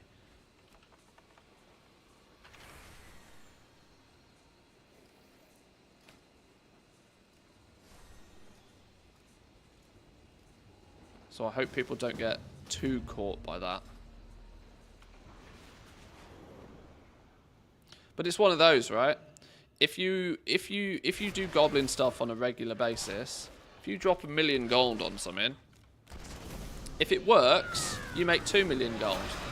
If it doesn't work, you've lost 1 million, but you've probably still got 10 or 15 of them, so it's all right. You learn from that process and you move on. But occasionally, when it does go right, it works really well. So you never know. You never know. Oh, there's 2 of these special assignments a week. They reward keys. Oh, is that what their purpose is? Okay, well, that's cool. I should be paying more attention to these. Like I said, it's weird for me. This is kind of the first time I'm actually putting time and effort into the outer world. The first week was just hardcore get professions sorted. Now I've got the professions not finished, but I've got a couple of them. I've got jewel crafting. Oh my god. I've got jewel crafting. I've got tailoring. I've got blacksmithing to a point where I'm happy. I think I've got my 100 plus 40 build. I think my 100 plus 40 build is mostly done on most of the professions now. Meaning I can go into season 1 with hopefully my head held above the water and can just cycle through professions and make a bit of gold here, there and everywhere. Not hyper focusing on one thing. I've really tried this expansion to not hyper focus on one thing, because if I was to hyper focus on one thing and then sit and do that one thing for a week on stream, that market would be dead as a dodo before you could blink. This is what happened with me in Dragonflight, which ultimately led to me just not really playing with the professions all that much at all.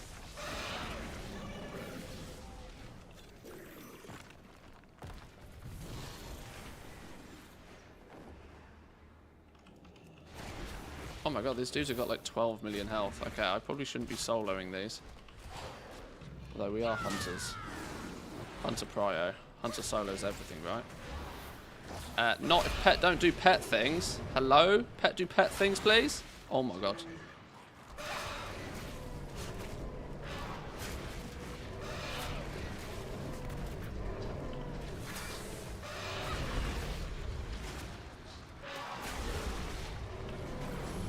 Pet do pet things. Keep aggro, you son of a bitch. Do you not have growl on? No, he does.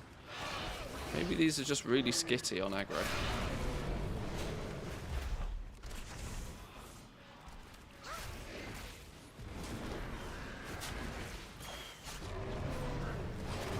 They don't really do damage, they're just big. Say that to 562 item level. Say that to 562 item level. They do enough damage for me to have to keep my eyes open.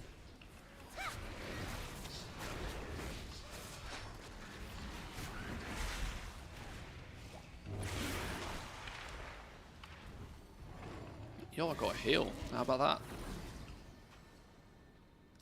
I've lost my Dark Moon buff, haven't I? Whoops. Or maybe I'll finish this one. Before we go to Hallerfall, I'll go get my buff back. Unless this is going to give me like 1,000 rep or something. Nah, it's probably not, is it? What's it going to do? I don't know.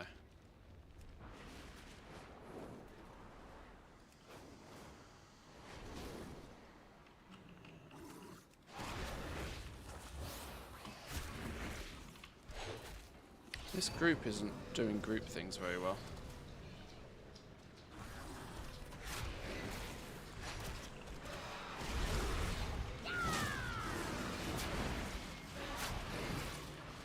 Yeah, I'll return to camp, then my Hearthstone will bring me back. But my Hearthstone's set to Dornagal, so that'll be handy to then quickly get over to Hallerfall once we've done this special assignment.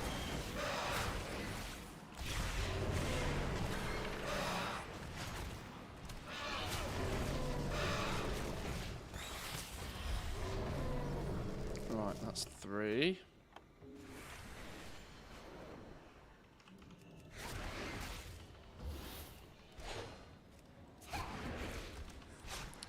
That's just how brains work by default. Your first impression of something is weighted very heavily. Oh, I know.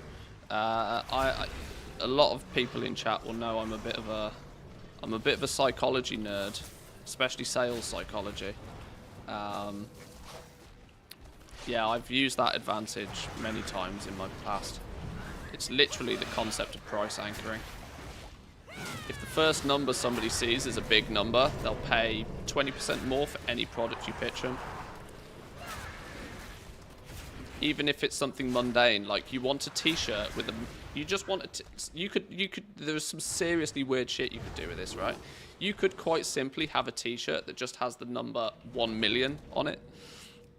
That's all you'd need on a t-shirt, and your business would make 20% more profit. Because that first number sets a really big number in their mind, and then every number below that is like considered less than that. No, not a Supreme t-shirt. Not a Supreme t-shirt, but a supremely large number on a t-shirt.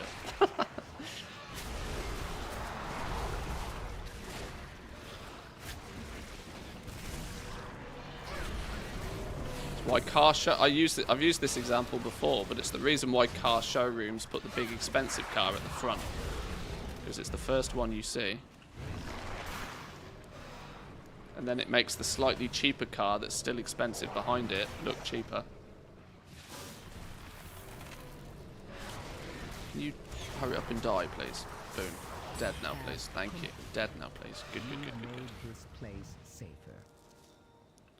Right. Camp. Return to camp. God, I nearly pressed the make camp button there. That would have been tragic, wouldn't it? Just show a t-shirt with Manthe/Played in the wall within. It's not as ridiculous as you might think. It's not actually as ridiculous as you... Well, okay, it's still probably 8 hours a day. It's still pretty ridiculous. But it's not as ridiculous as it could be. I've, without question, I played Remix more. I know that sounds crazy, but I genuinely played Remix more. In the first week, I definitely played Remix more than I played The War Within.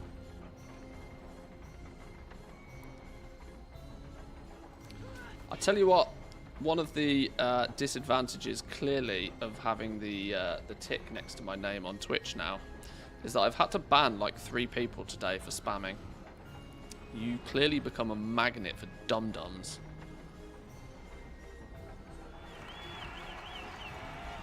Means it might be time to mod a few people so that they can do the banning for me. Get rid of the morons. Okay, now back to Dornegal.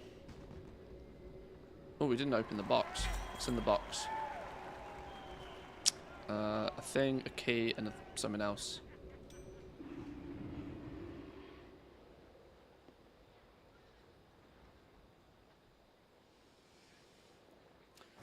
I mean, the entire brand Supreme is just that concept in action. The word Supreme is basically equivalent to $, $, $, $. Yeah, exactly. Yeah, it's true.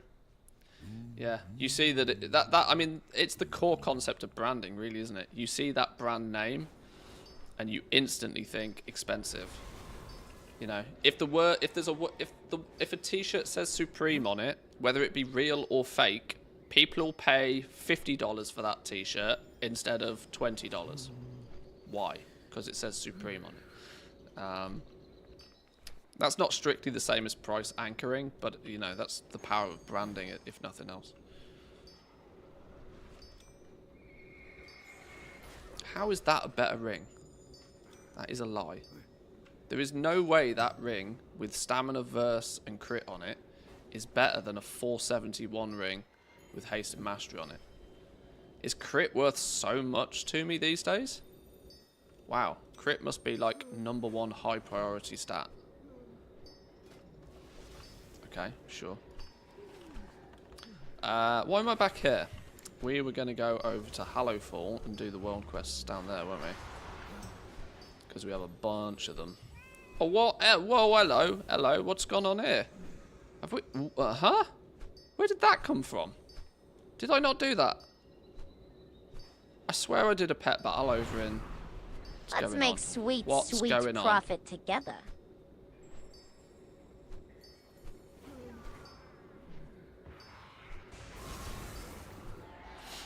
Spammers come and go in waves. Sometimes they use accents and underscores to avoid Is that your automatic wallet? Oh, yeah, Just yeah, glad I to know, see you. yeah. Both, I hope. A bit of a pain. BattleNet XX, thank you very much for the gifties. Thank you, I do appreciate it.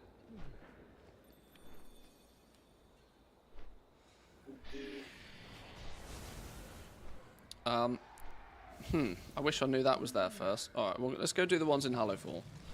Do the ones over here first. 1, 2, 3, 4, 5, 6, 7, 8. Go. Why does it say only 7? Oh, a guide for this world quest has not been added yet. Oh, maybe that's why. Maybe Zygor's still playing catch up.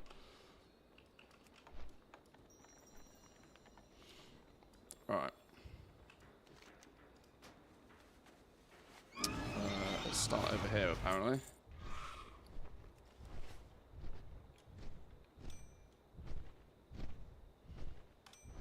Okay, Zygor clearly cannot decide which rings are best for me, so let's just assume he doesn't know.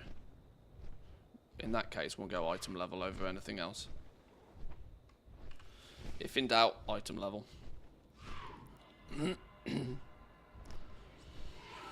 Haven't played BM Hunter since Dragonflight, but it used to be that crit was a super high priority till about 30% because you got to reach that barb shot threshold. It's probably still the same. I actually think crit has had an even bigger boost, but I'm not super nerd stats about my class. There'll be people out there that definitely know that answer more than me. Oh, I've missed the theatre event again, haven't I? Whoops. I'm not very good at this. Too distracted by shinies all the time. Oh, Lord.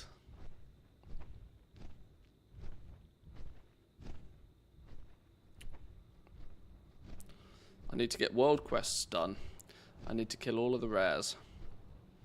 I need to really focus on rep this week. Means I need to finish lore mastering the zones as well. Mostly because, while it's not the end of the world, because it's only 10 knowledge points, that 10 knowledge points could be the difference between profit and not profit in Season 1 in some markets. Now, if the markets are that tight, they're probably not things I'm going to try and be too competitive in anyway. But if it's the difference between being able to guarantee something at quality 3 and not, that's a big difference. So I am thinking that priority towards getting the rep should have been a higher priority of mine from day one, but I didn't. Right, miniature army. Where's the collections? Oh, hang on. We can, what's going on in here?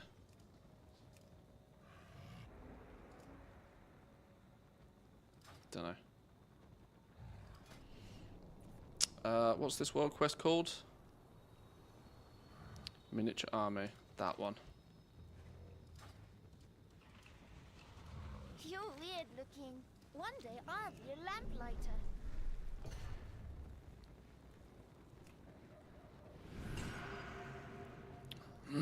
Do you still think concentration is bait? No. Ingenuity is bait. Concentration is very powerful. Ingenuity is complete bait, though.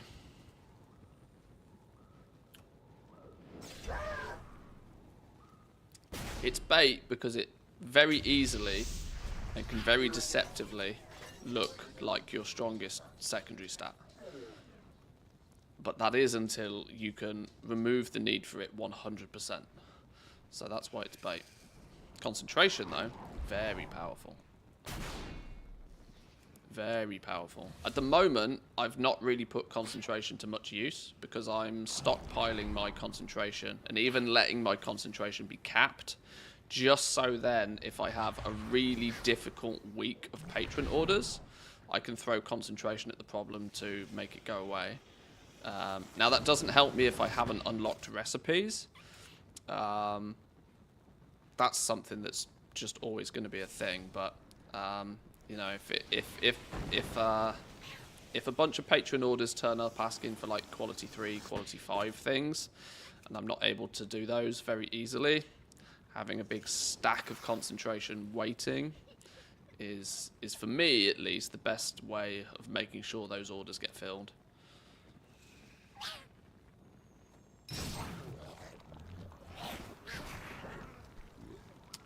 But what if tier 3 item with tier 3 mats isn't profitable, but a tier 3 item with tier 2 mats plus concentration is?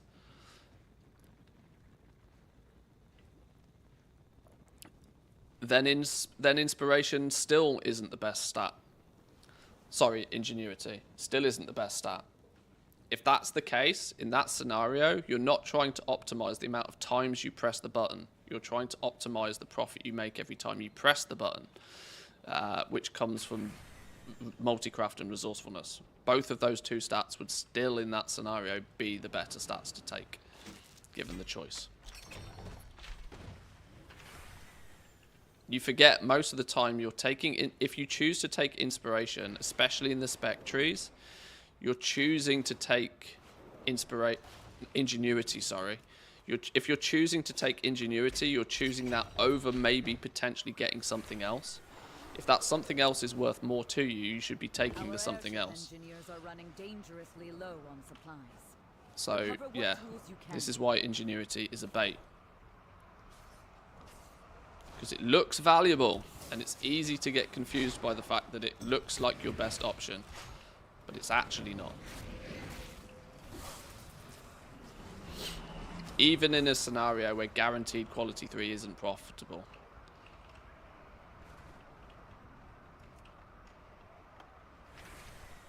Went theatre again, got disconnected, didn't get credit for finishing the event. You're on curse today? Oh no, you're really not having much luck. That's not fun at all. It is an excellent day for a race. Come fly with us. Right, concentration face.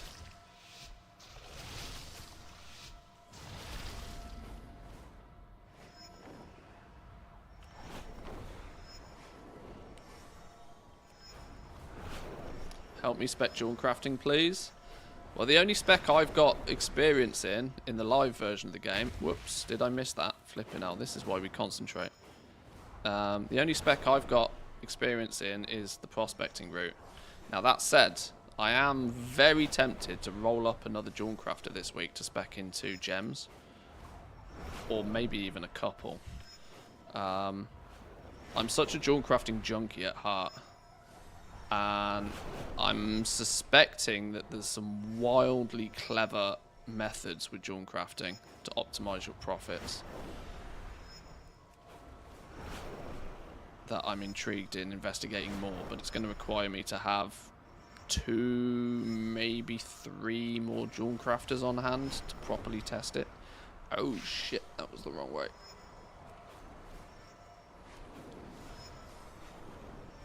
They've definitely jacked up the difficulty of the races, which I'm kind of quite happy to see, you know. They've definitely made the races... I don't know if it's artificial, but they seem faster. They definitely feel faster this time round. And secondly, they're a lot more windy and twisty.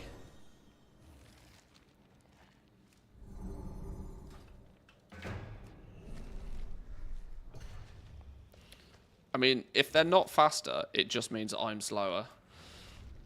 Which still means they're more difficult, so...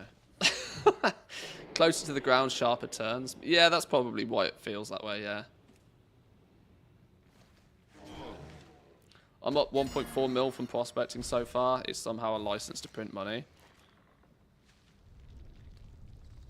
Jewel crafting's all about maths. You just got to know the maths. I haven't really figured out the maths for a lot of stuff yet. I have a pretty good idea what I'm doing if I'm prospecting a Kier right now, but I have absolutely no idea what I'm doing if I'm prospecting either Ironclaw or Bismuth. But yeah, you're right. It does have some good opportunity. But it's a maths thing. This is why I've loved prospecting every expansion. And prospecting has never failed to make me a bunch of gold.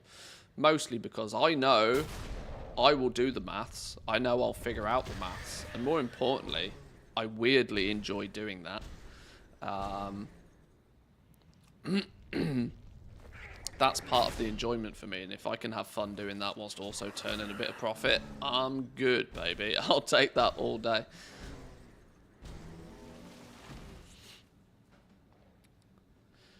Ironclaw's the same as a Kyrite, just the other two colours reversed.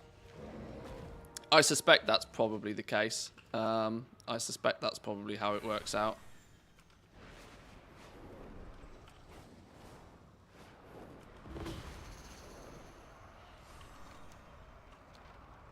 Why are we not doing this world quest that's literally right here? And there's a rare here and all.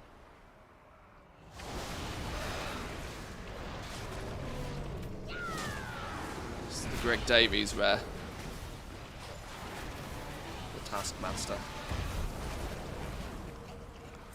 Boom.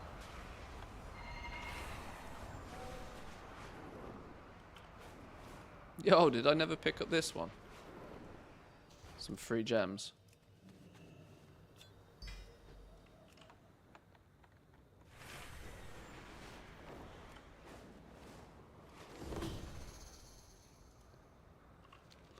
Let's grab these shipyard tools.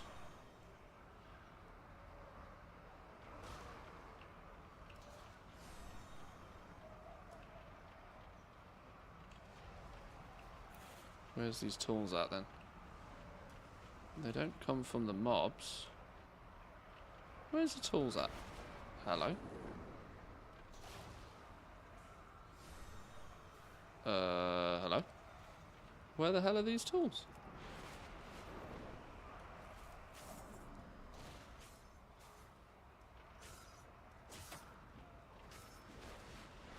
I'm sure as hell not leaving a treasure uncollected though. With tinder boxes going to the moon.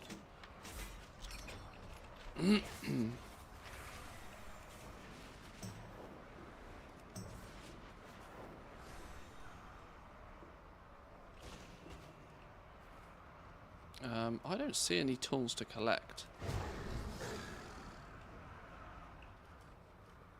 Am I being dumb here? I usually don't let people answer that question, but it's kind of one of those rhetorical jobs.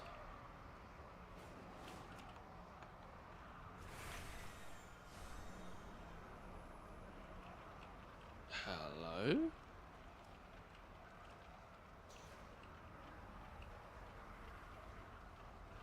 There's clearly a lot of other people here, so clearly a lot of others are thinking the same.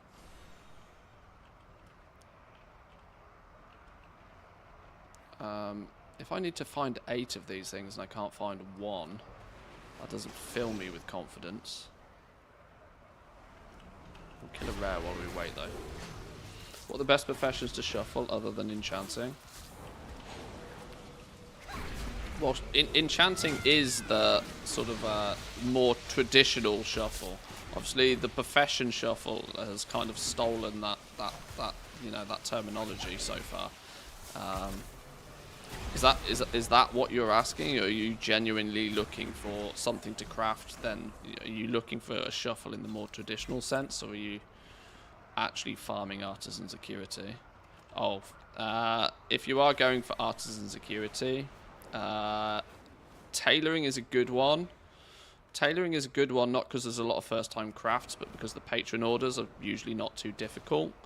And there's a lot of artisan security available to those. That also puts leatherworking in the same position. Relatively cheap to level, easy to get a bunch of patron orders for. Might supply you with a bunch of artisan security. Inscription is popular because of books, but inscription's also mildly expensive to level. But it's easy, so there's a few options there. The reality is if you're doing it, you just want to cycle through every profession. And you do it until you have no need for artisan security.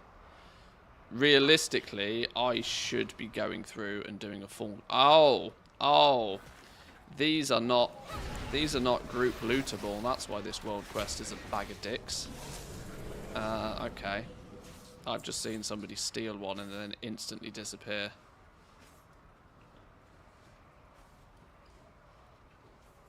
Dog, you having a real tough time here today? She's not happy in either of her beds. Enchanting's my favourite. 200 artisan security, easy and fast. In total, yeah, you get a bunch from the glamour things. But the original question was other than enchanting. So yeah, it's 2k-ish artisan security in total. Once you've well, you can do it for about 1,650, I think is the actual number you can work towards. Because your artisan security books return 50 artisan security each purchase. So they're not actually 900 in themselves. Yeah, most professions are going to still have good use for artisan security past that.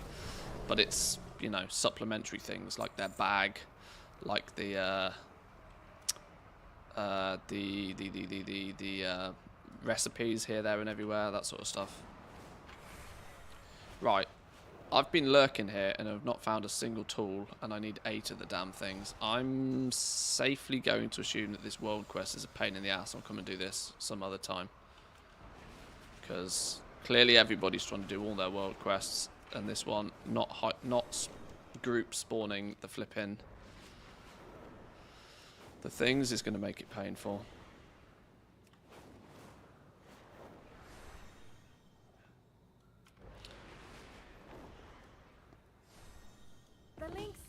All jewel crafting orders are for deadly and versatile ambers. How do I unlock those crafts? The amber ones are trainer recipe. They're trainer taught, aren't they?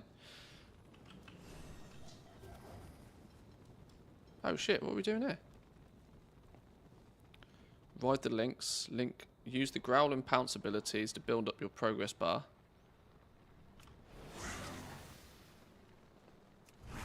Whee!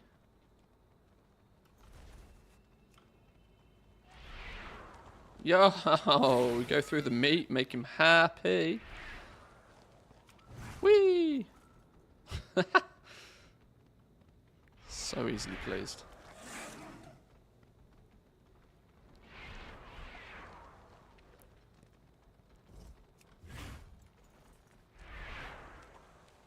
Let's maybe not go outside the boundaries. I don't know what happens if we do.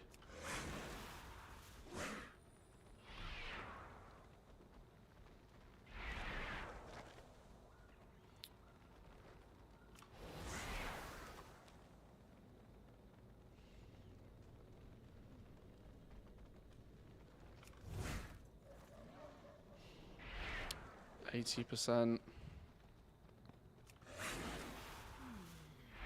Just doing laps now. I think I've eaten all the meat. Not. Oh no, hang on. We got more meat. Get that meat in my belly. Is he? Wait, what? Oh, ha! Catnip. Shake it off, fella. Shake it off. You've cooked me at 99%. There we go. There we go. That was quite a cool world quest, you know.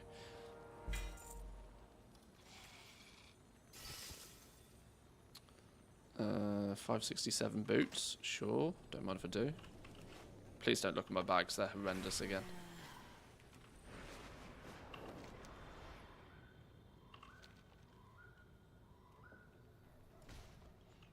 Oh, I'm not taking flight paths, don't be silly.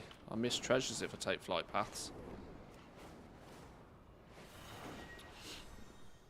Are there any good uses for the racial profession bonuses that have shown up? Goblins have a little bit of an advantage. The advantages seem to mostly be shortcuts rather than advantages. in terms of that the racials give people the ability to only need 2 of their profession tools instead of 3, for example, before they can guarantee rank 3 crafts. So these are kind of like, they're shortcuts, they're not really long-term advantages. And the value of that shortcut is still minimal because your profession tool, although you may not need it to hit a skill threshold, you might also want that profession tool purely because of the secondary stats it gives you anyway. Goblins have a little bit of a weird one with thaumaturgy, where goblins can produce rank 2 materials from rank 1s using thaumaturgy, whereas nobody else can. But there doesn't seem to be anything too like game breaking.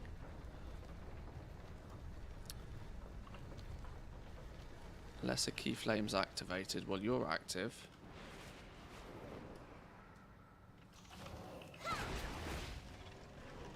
Contribute. Contribute.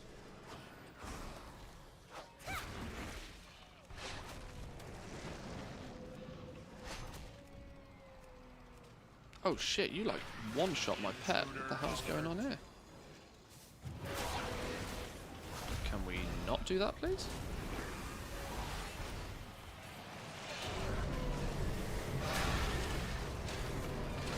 Contribute to flames, alright, sure.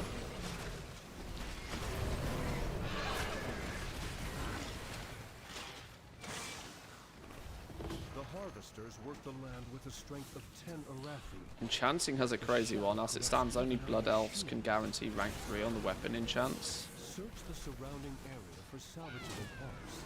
With them, we will make Why? Why can't other people? That's my main question. Why can't others? All of the enchants should be guaranteeable.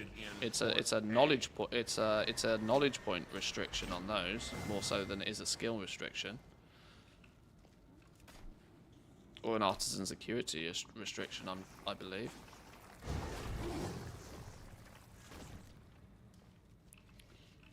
Why wouldn't others be able to get the skill?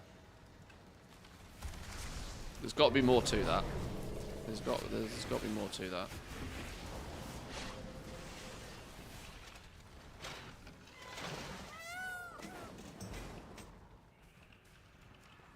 It's worth a race change if that's the case, though. I think my enchanter's Blood Elf anyway. Probably is.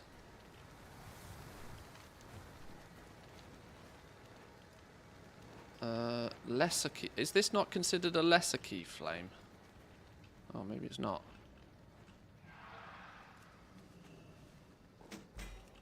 Is that then these things? Oh, lesser key flames are these, look.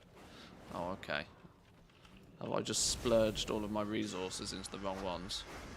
1, 2, 3. There we go.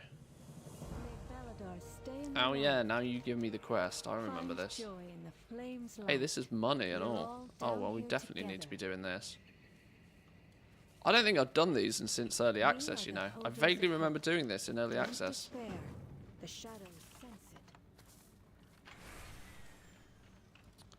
Plenty of people saying that you need to be Blood Elf to go disenchanting if you want profit, but I just can't imagine the +5 being that good.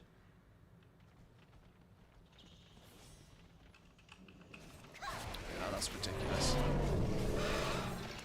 Disenchanting is based upon... Disenchanting is a ratio basis. The more skill you have, yes, the better your ratio will be. So, when I say ratio, I mean like ratio between quality 1, 2 and 3s that you get when disenchanting. Which does mean that Blood Elves will have a mathematical advantage over other people, but it is nowhere near the point where only Blood Elves will get profit from it. That's not the case. There is the potential for it to go that way, but there's also some very interesting ways to actually shuffle dust, which will allow you to circumvent that weird scenario of you maybe not getting the best ratio to begin with. If you end up with more quality 1 stuff, there is ways to shuffle your dust up. It's not I don't think it's game breaking. Slightly annoying maybe, but probably not game breaking. Switched all my character races to BIS anyway just before the expansion. Might as well. Better for future proofing anyway.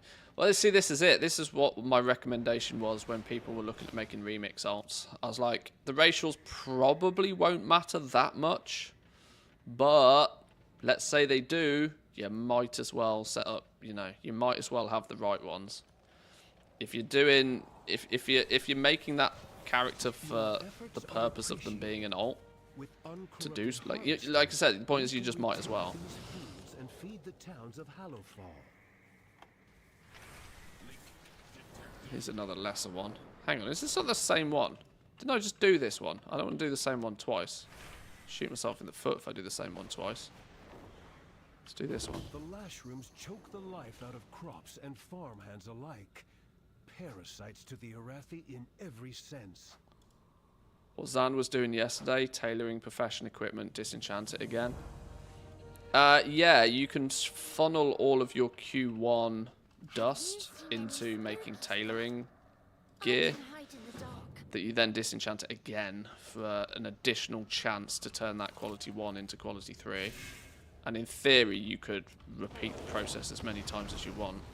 Now, it's obviously going to come at a cost, and you will need to do the math on that, but there's at least a shuffle for dust upwards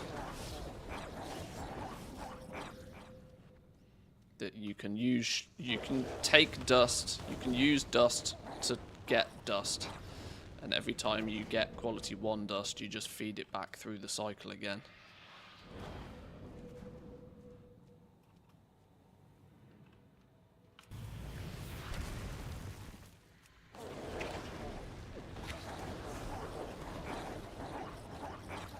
I don't really know what I'm doing here. What are we doing? Firelight spuds. Okay, up.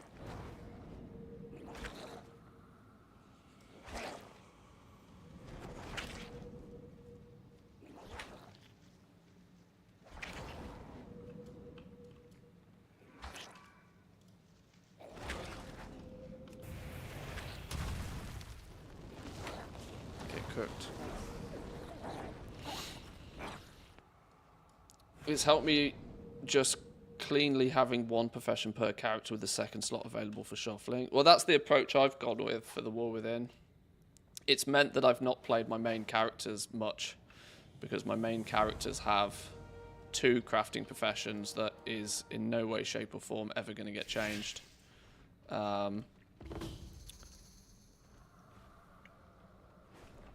And I knew very much from the word go that you would see limited success by not shuffling, which is an annoyance, but it's a thing.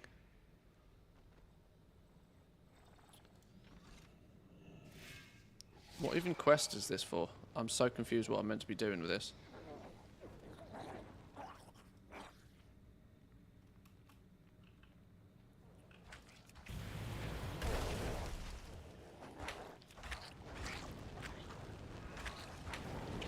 Oh, I am meant to be killing things with this. Why didn't it work for me last time?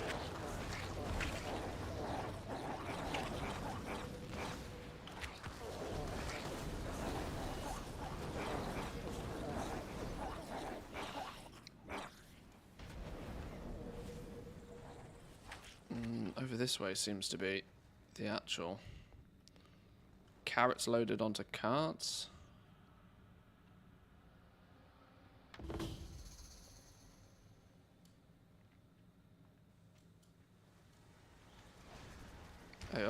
Hey up, cheeky treasure chest. Yoink.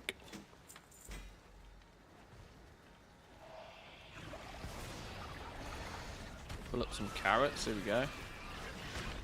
Why can't I do carrot business? There we go. Give me some carrots. No? Not gonna give me carrots. Where's the cart?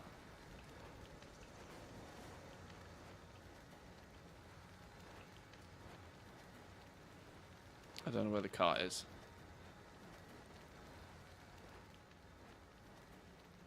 God, I make these look far too much like hard work sometimes.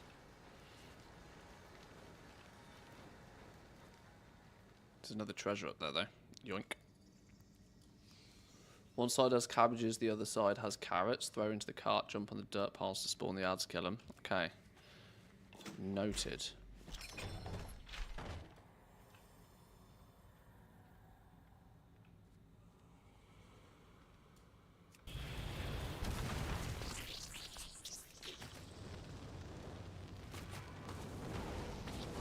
Cook bugs. Cook the bugs. Cook the bugs. Do.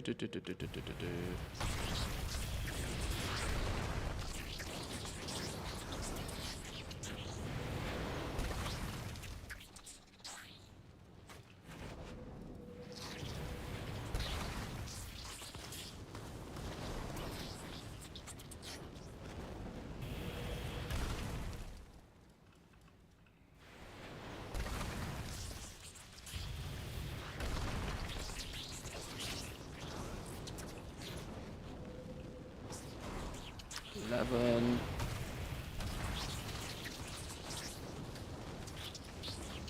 Nice. 12 bugs.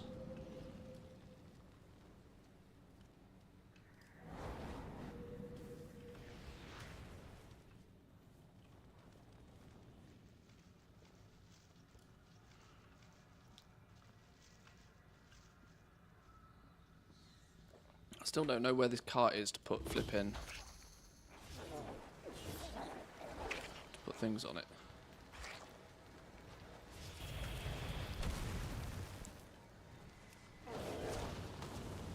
Still need to kill more enemies though, apparently.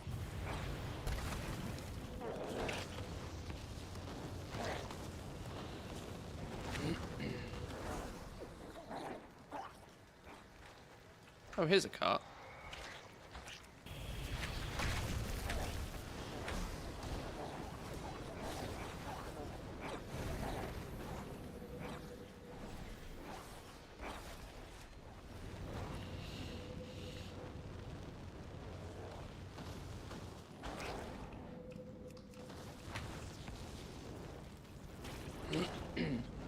Can we get renown books yet? It's definitely possible to have got the renown books by now. Most definitely possible. I've been slacking on it big time. Like, aggressively slacking on it.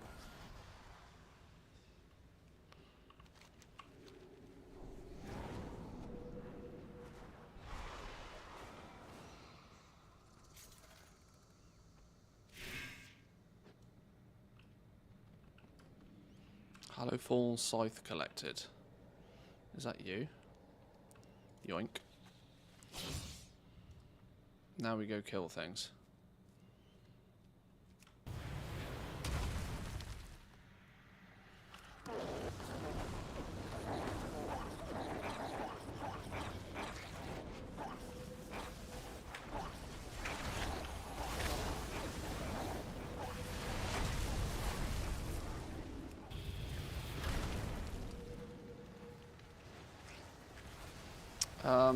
I'm not convinced I need to be in this little dude to be killing all of these. Can't I just be killing these anyway?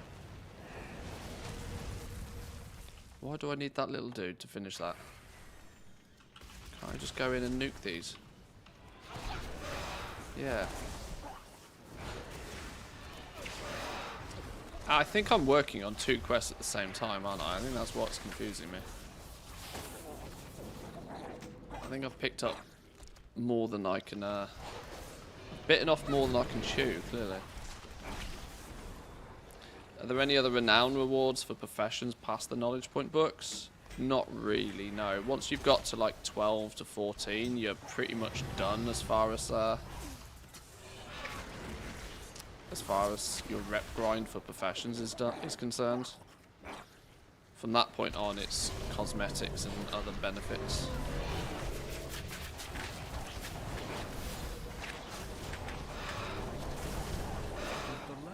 Driven back, our farms can heal from their blight. Your courage brings hope to these shadowed lands. Okay, that one's finished now.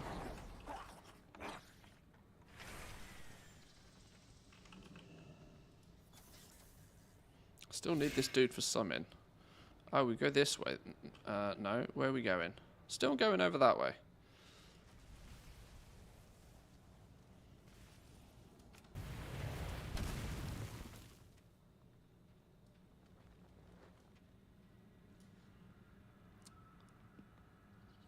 Kahet is at war with us on both battlefield and farm. Their saboteurs taint and corrupt Cabbage our pile. fields. Load cabbage onto patch. Oh, hang on, it's the wrong button.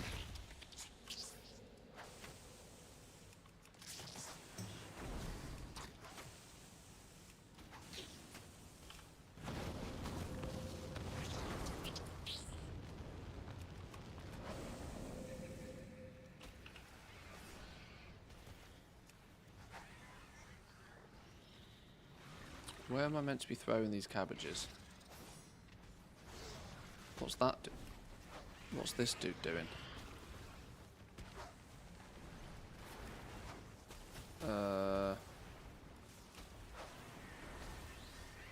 So confused. Throw it onto a cart. There isn't a cart! Am I losing my mind here?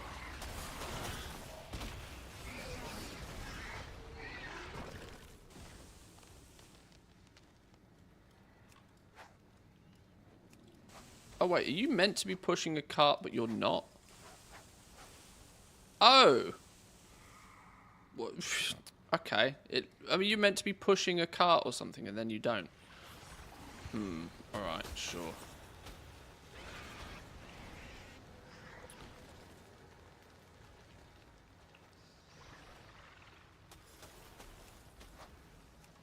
You're called a carrot cart pusher, but you don't actually have a carrot cart. That's what's really confused me. Okay, there we go. Beautiful! Professional gamer, by the way. Right, can we turn that in now? Yes, there we go. Why are monsters There we go. Lamplighter satchel, rep.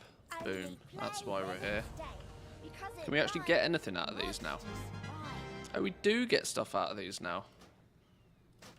Last time I did this was in early access and you didn't get anything out of them. Warbound until equipped as well, actually. I don't claim to have a mage that's going to be useful anytime soon. Resonance crystals. Okay, nice.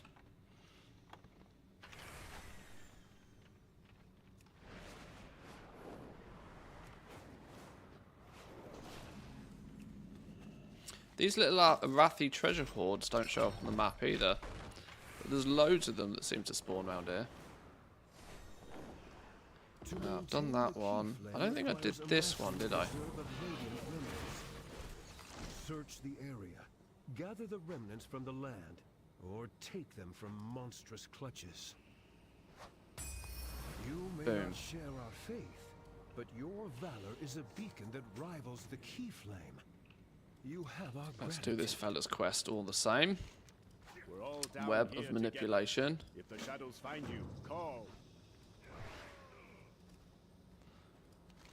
Investigate the location.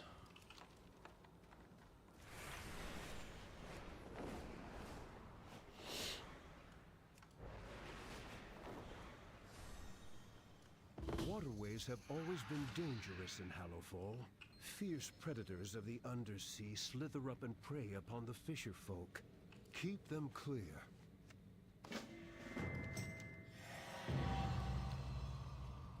Guild's getting a... Guild's putting in a shift here, by the way. United Nations. Guild's putting in a shift. We're getting places, boys and girls.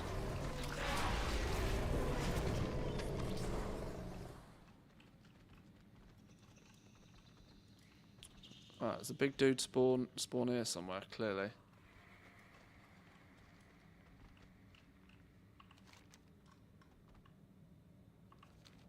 There he is. Direct.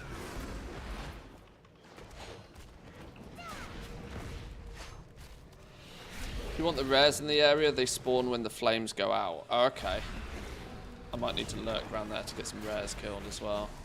We're going to be doing we're going to be doing quite much open world content this week, I think, on the streams.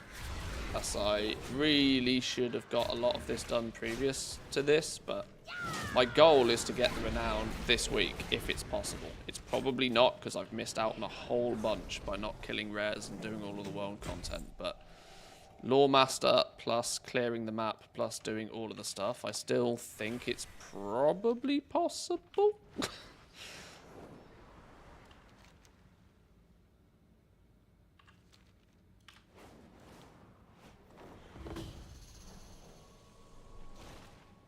In hardship, And if it is, we should probably try and do it. Shine on you.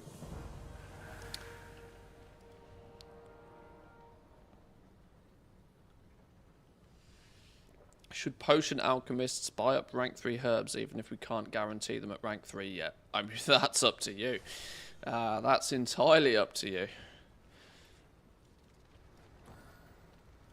It depends what you foresee you might be able to do. I'd always recommend people be very careful. It's an investment at the end of the day, so never invest more than you're potentially willing to lose, because the price can just as easily go up as it can go down. In fact, that's a lie. It can far more easily go down.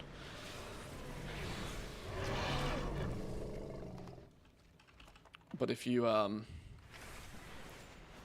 have faith in yourself,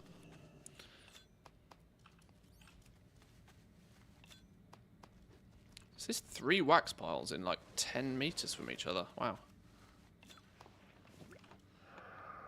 We were talking earlier about how this week is kind of speculation week. You are going to kind of, there's going to be lots of questions about that this week. Like, okay, I'm getting my professions in order. I think I know what I'm going to be able to do should I be buying materials. And that's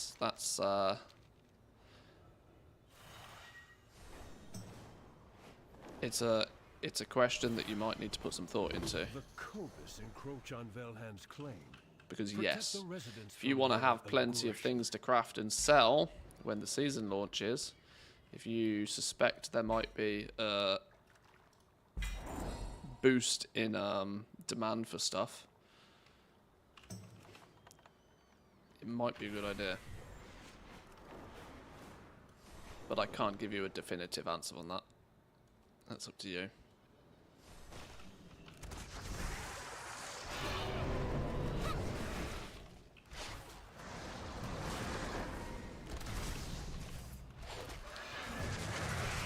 None of the dirt piles or junk boxes show up on the minimap, only rare scanner and using your eyeballs can find them. Oh, is that what it is? Are those Arathi boxes considered the same, are they?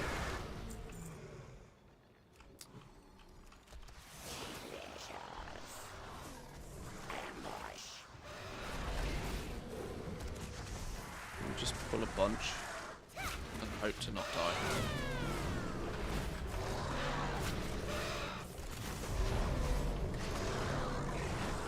We're a hunter after all, so we shouldn't really die.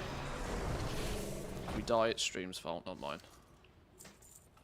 Harmonious belt. It's actually an upgrade. Unironically getting green upgrades still. Gold. I will take it.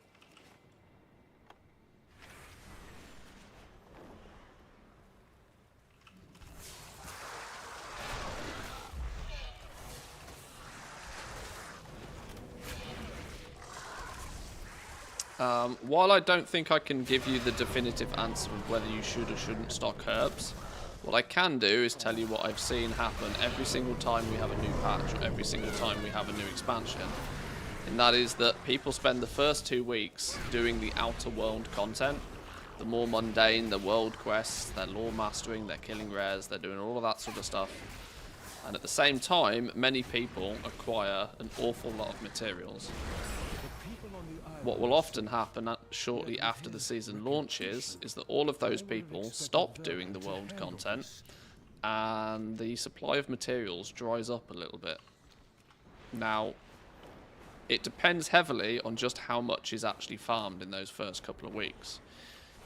If enough has been farmed to meet the demand during those first couple of weeks, then when everybody stops farming that thing, we might start to see shortages. But in the case of something like cloth, for example, right now, and especially cloth bolts, items which have been farmed for aggressively and have already seen prices absolutely tank into the floor, even when all the farmers stop farming, there might still be more than enough cloth for the price not to do anything or to go anywhere.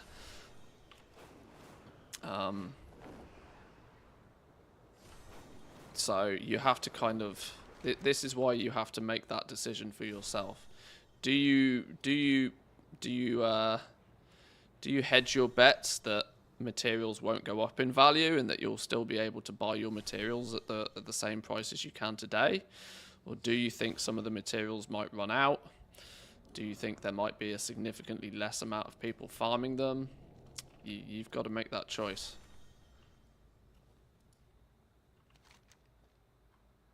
How the hell do we get this? Oh, this is one of the silly climbing ones. That means we've got to go up there. The crystals embedded in this cliff face shine with Beladar's radiance. Our key flame crystals require their retrieval.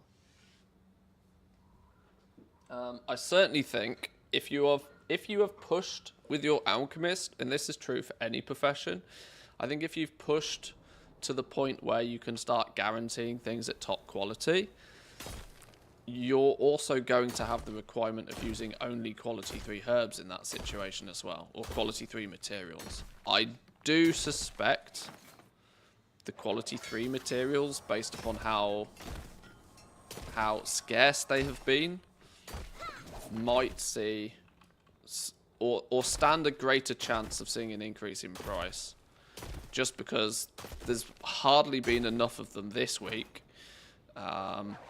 It's not like the prices of quality 3 stuff has aggressively tanked this week, which is an indication that there still might not necessarily be that much of it knocking about.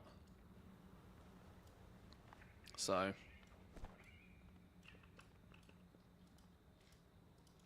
why can't I hop on one of those? Ouch. Can I claim that one? It's not even on a rock. Yoink.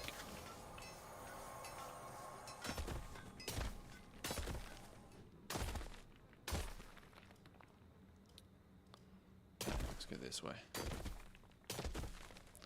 Does anybody else absolutely despise these world quests?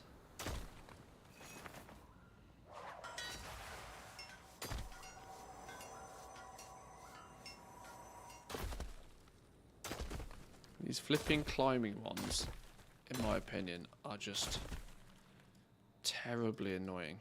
Why can't I get there? Hello?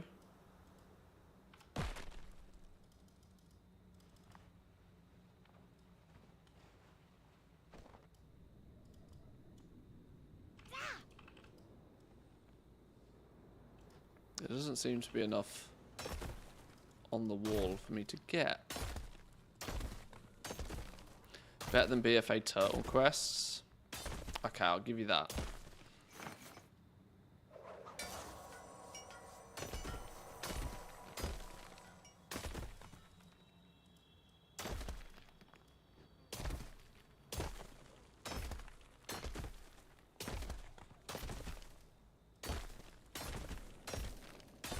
This is the last one. Excellent Bingo. job. We'll put these to good use.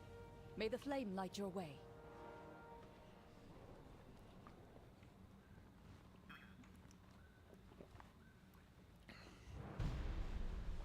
Drink from the vial and ascend over 1.5 seconds before taking on a new powerful form, increasing your agility by 3,500 and all other stats by 600. That sounds pretty powerful, you know. That sounds more powerful. Oh, but it's agility and some haste.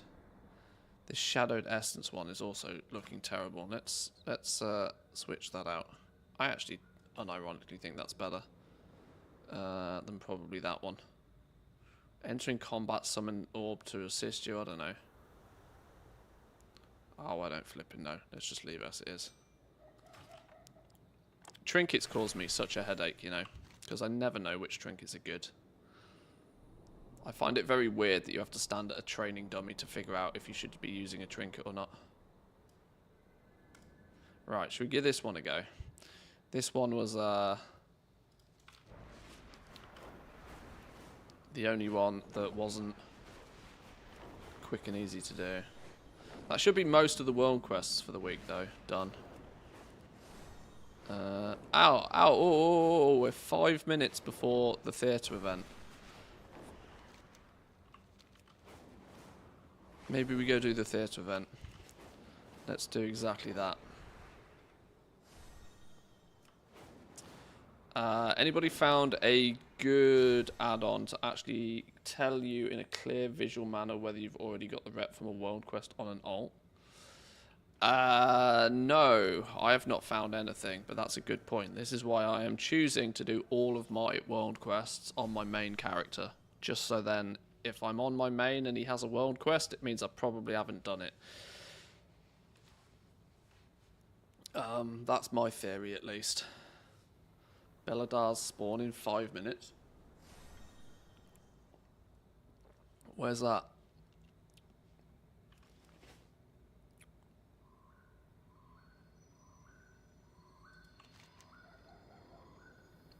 Pretend I know nothing, because I basically don't. In Hallowfall, join a raid.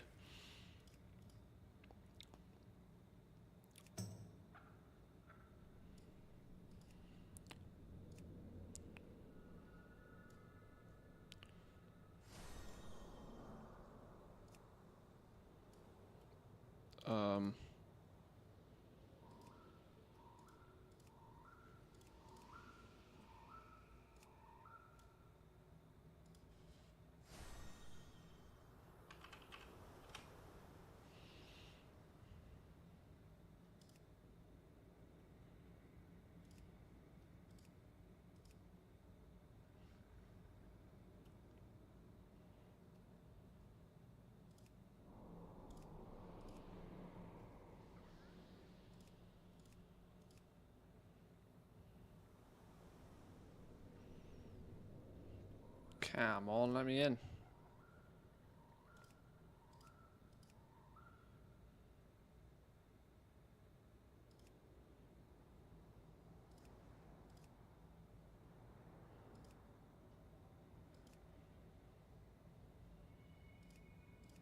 There we go.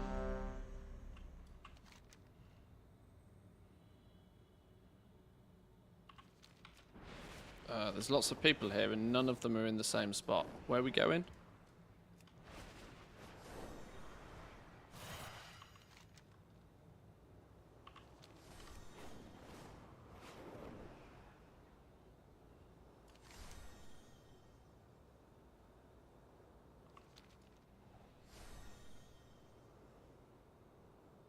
Oh, it has many spawn points. Oh, okay. So that's why everybody's spread out.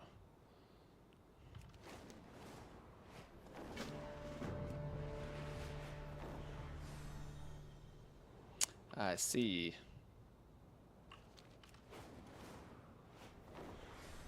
Right, in that case, because I have no idea where it spawns, let's lurk here.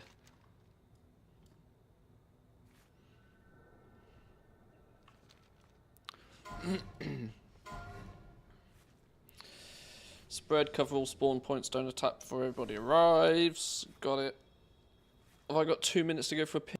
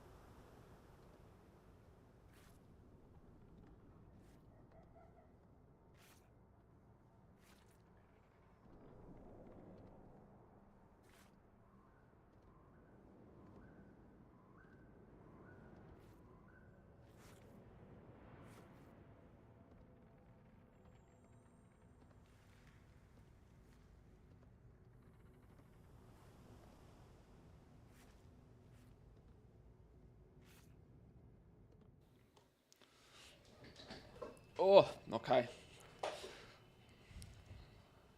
We was fast. Has it not spawned yet?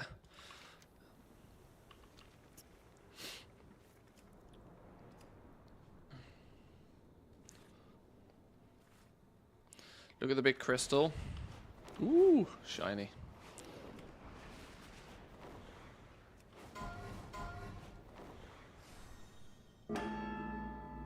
Dong.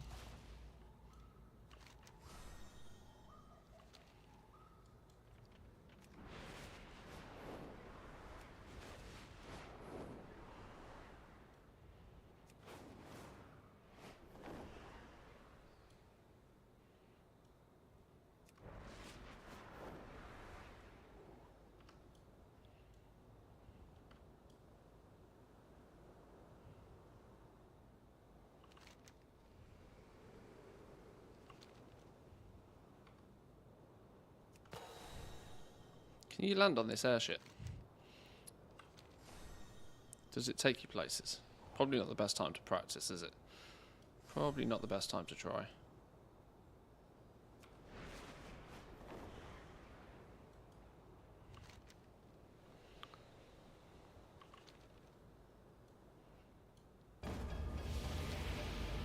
Oh, oh, oh, oh. Going all voidy.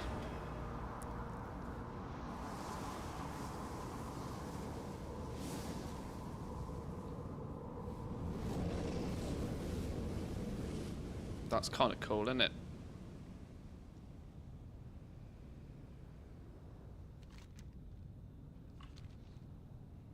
I've not seen it do that before.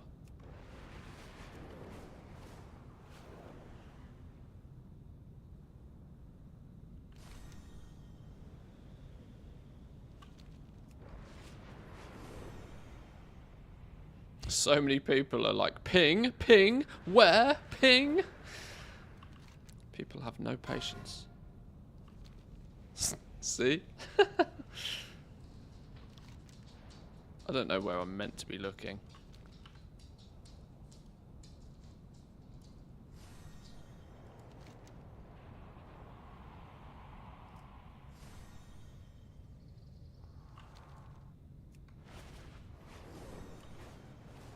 Okay, everybody seems to be going in this direction.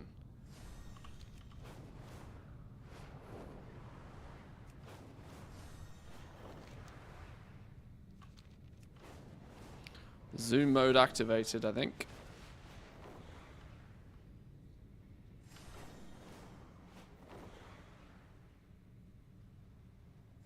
Oh, dead. Oh, great, okay. Dead. Lovely.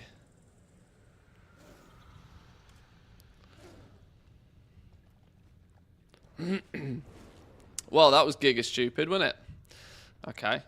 This is why I don't hunt down these things.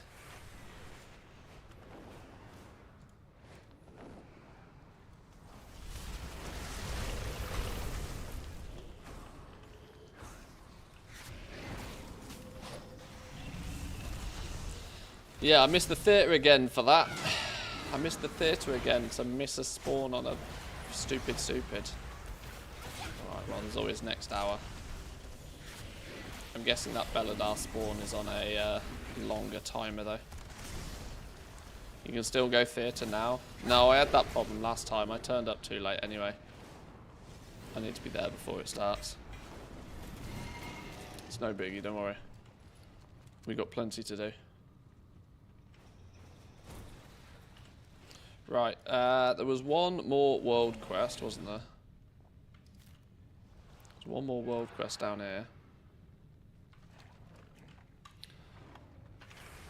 Every 3 hours for the spawn. Can you do it on multiple characters? No clue.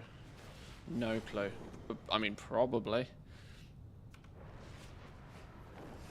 But it seems to be that even if you're in a raid group, people are going to nuke it down to 0 before people even get there, so. People see boss, people kill boss. This is the downside, I reckon.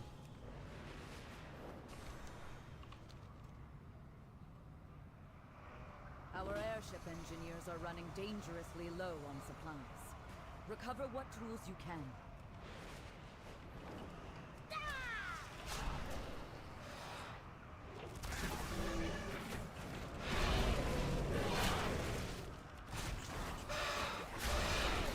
Stuff like that makes me love the Final Fantasy XIV hunt trains. I have no idea what they are, but they sound cool. I'm kind of a little bit disappointed I didn't give Final Fantasy XIV the justice it probably deserves. I knew that my problem with FF14 was going to be that I don't have room for 2 MMOs. And then I made the horrible mistake of trying to do the MSQ on stream, and suddenly realizing that I wanted to play the game more, but I was choosing to not play the game more because I wanted to do it on stream. And that mentality doesn't work very well in an MMO, so I kind of ballsed it up. Meaning at some point we might go back and give it another go, but the one thing that intrigued me more about Final Fantasy XIV was the player housing, and more importantly than that, the fact that you could buy the plots of land. I know full well I'd go into hardcore real estate mogul mode and just would not be content until I owned the biggest and best plot of land with the most ridiculous house on it. Which is almost feels like it could be a mini game in itself. Or maybe even not that mini.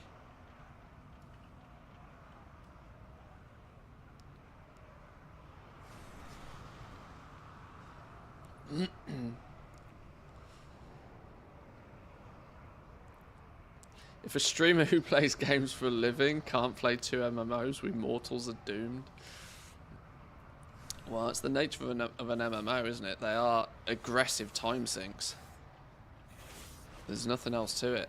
They're just gonna hoover up all of your time if you let them. And even if I get the ability to play video games for a living, I still have the same amount of hours as you do.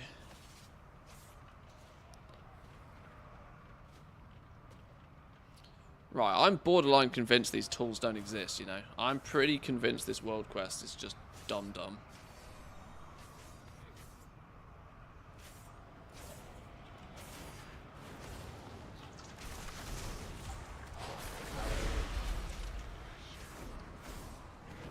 Yeah, there's things that are showing on my map, but then not showing on my map, if that makes sense.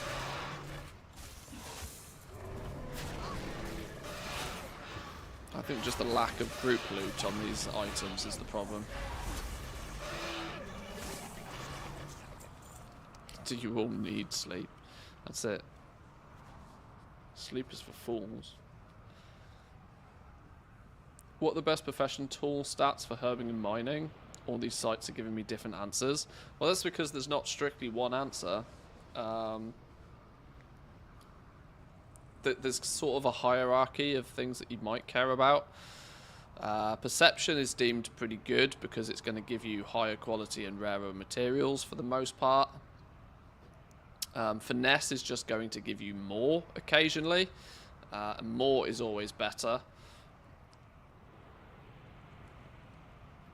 And deafness is only going to increase your gathering speed, which may or may not be useful to you, depending on how. If you're a druid, for example, you probably don't care about deafness all that much anyway, because you're doing it whilst mounted, and you can quickly fly away if you grab aggro or anything, all the same. So there's a reason why all the sites might give different answers, because it's more of a personal preference thing with the gathering. It's a lot more. It's a lot more sort of black and white with crafting professions usually. With crafting professions, there is usually a mathematical right answer, but the gathering professions, pick whatever you want. Do it like pirate software: work for 7 hours, stream for 12 hours, and then sleep for 5 hours. Yeah, I don't see that man living past 50 if he keeps up with his streaming schedule, you know. I also have no idea how he actually gets any work done ever. Because all I know from past experience is that if I try and multitask and I try and do, like, if I try and mix streaming with, like, video creation or something like that, it's double draining. Like, double draining and half as effective. Which means when I am streaming, I tend to just play the game. No. Okay. Yeah, this world quest can suck a fat one.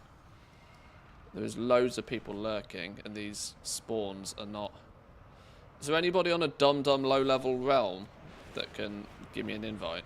So I can maybe find a shard with nobody on it?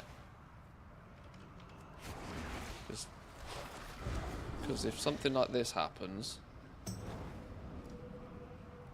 where I accidentally get in combat, and then won't be able to pick the thing up because I'm in combat, and somebody comes and tags it, I'm going to be mighty fucking pissed. Yeah, this world quest is a pain.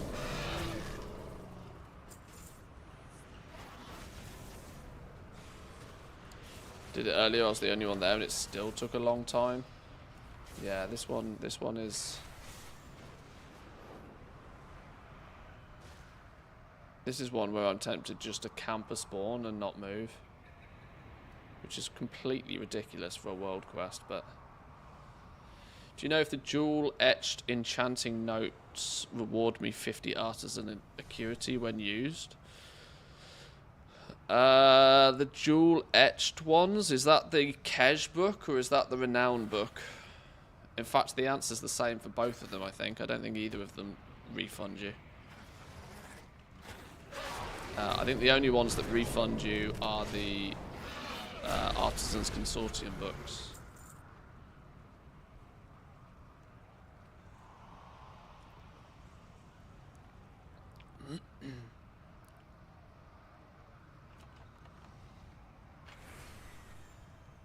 The Knowledge Point book might refund you, because the concept of that is that you got the renown. That's what you paid for. You got the renown, so that might refund you. The Kej ones, though, because they cost a different currency, they removed the artisan security from them. Oh, the renown book gives you all of it back, so you need the 50. You need the 50 to buy it, but then you get refunded the 50 straight after. Okay.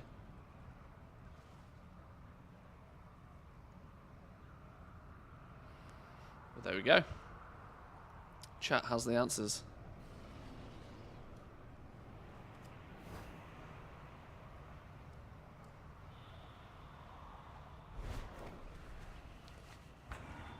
We'll do this. We'll do old school flying. Might not get us places very fast, but we can hover and we can lurk. And we can do this, look. No. Never lucky. I was literally camping that one for 2 minutes and then I went away for 30 seconds and it spawned. Literally always the case.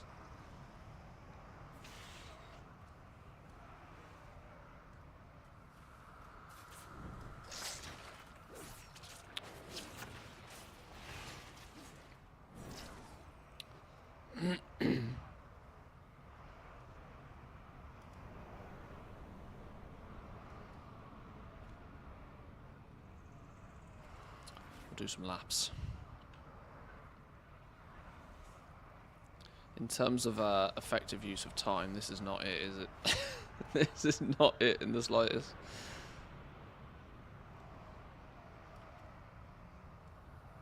I'm very tempted to just leave that one alone, you know.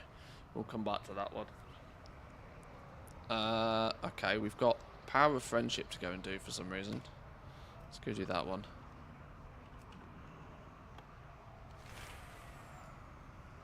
Not sure why that one wasn't done first time round.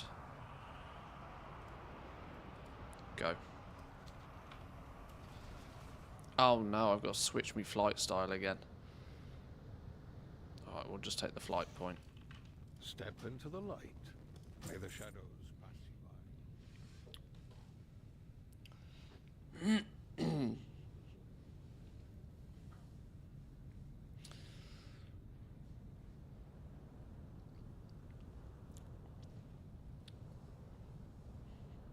I think if I can get all my world quests done now, then that's something I don't have to worry about for a couple of days. Then I might look at doing some of the basic weekly quests on my professions. That will give me the option to at least have a little bit of a look on each profession and see if there's anything that I look to craft a bunch and sell a bunch of later today. It is reset day after all, even though it's not strictly like a proper reset. There will at least be people that will get more gear today and might be interested in more stuff for said gear today.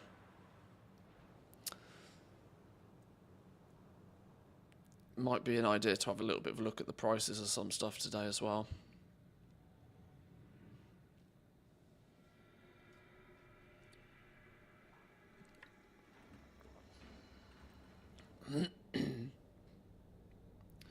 Next Wednesday is going to be a fun one though. Woo!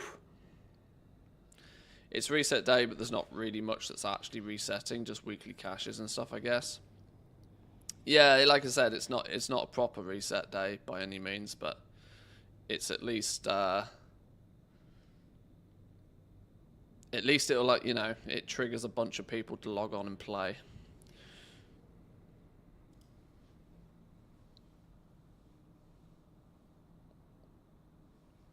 Here's a question. Does Zygor have guides for killing all of the rares and stuff now? No, Zygor's still playing catch up with its guides.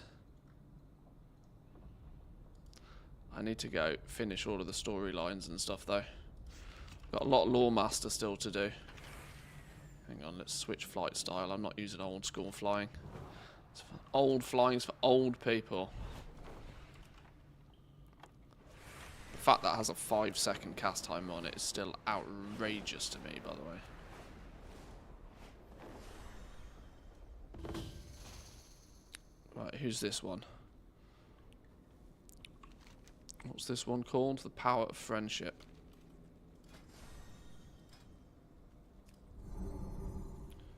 Power of Friendship. There we go. I'm hungry. Got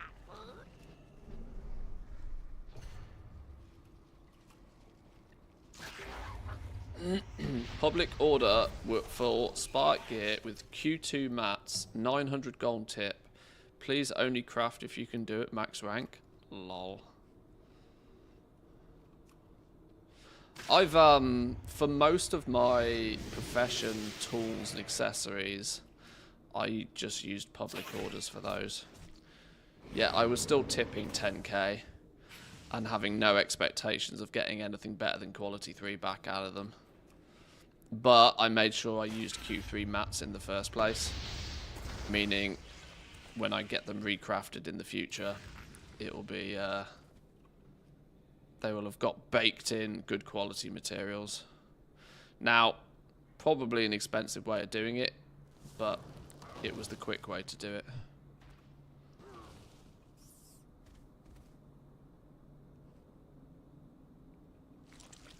Oh, Bubs, you got nuked, my friend. Boom.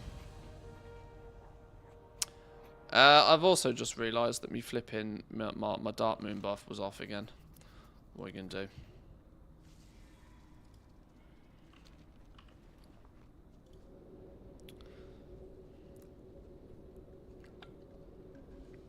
I can't be doing, we're trying to keep that buff up, you know.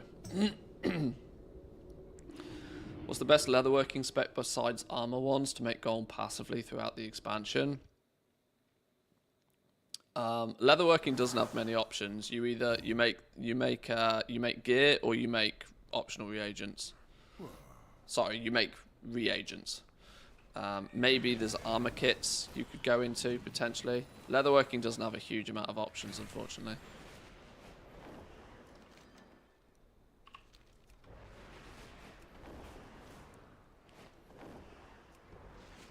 At least I haven't personally found leatherworking to be too exciting. As somebody who also doesn't really want to do work orders, the route I'll probably go on my main character, because I've gone reagents on my dedicated leatherworking toon. The route I'll probably go on this dude, who is actually my main, is I'll probably spec this character into gear crafting, so that my army of hunters can just have gear crafted. This is also the character I'm likely to get all the patterns and stuff on, for that reason as well. So I'm that's probably how I intend on doing it. Right, we've got to kill some bees. Let me into a bee group. Cancelled, declined. That's a good start, isn't it?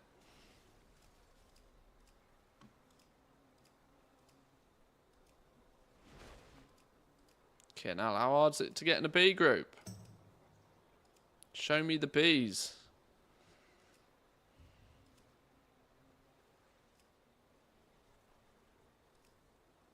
Wait, hang on. There's an easy route. There's an easy route to this, isn't there? Make the damn group.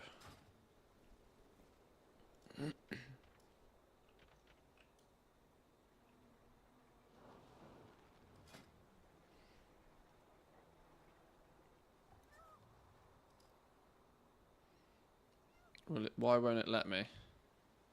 Can't do that whilst using pre-made groups. What? Isn't that the entire point of it? Can't do that whilst using Huh? Is it because I'm queued up for something? Okay, there we go. Stupid game. I am really concerned, actually, that I'm blowing my voice. I can definitely tell my voice is not happy.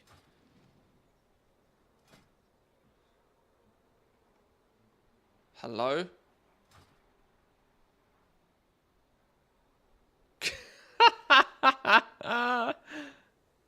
Oh, the character names. Oh, God.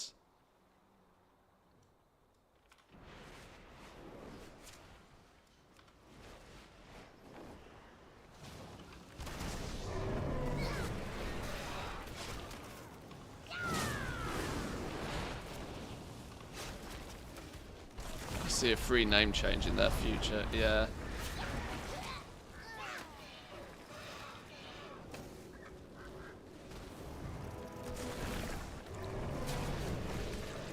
Ooh, these bees hit hard.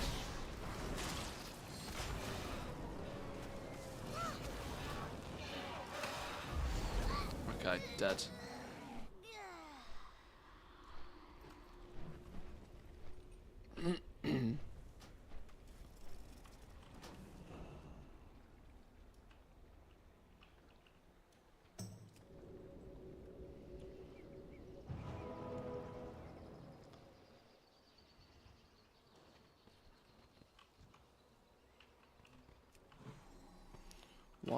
Why will it not let me?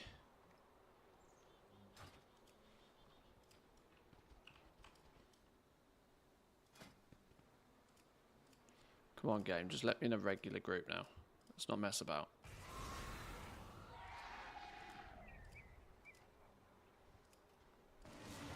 Oh, pulled a bait. Whoops.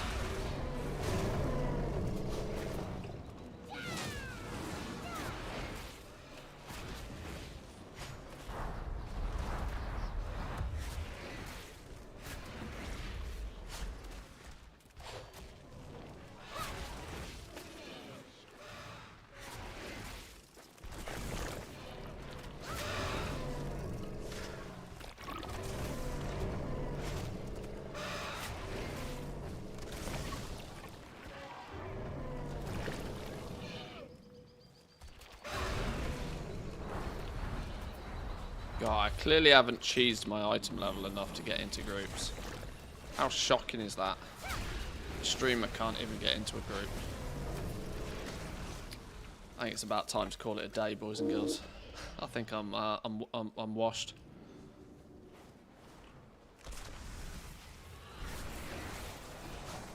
On the day I get Twitch partner, can't even get into a flipping group for a world quest. Oh no, you go away.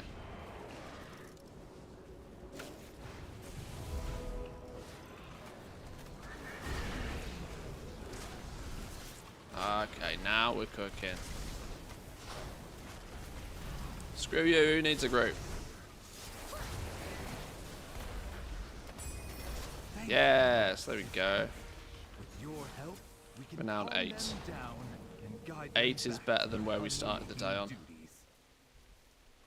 Saw your tweet, congrats on getting partner. Thank you, ma'am. I'm still not sure what it actually means.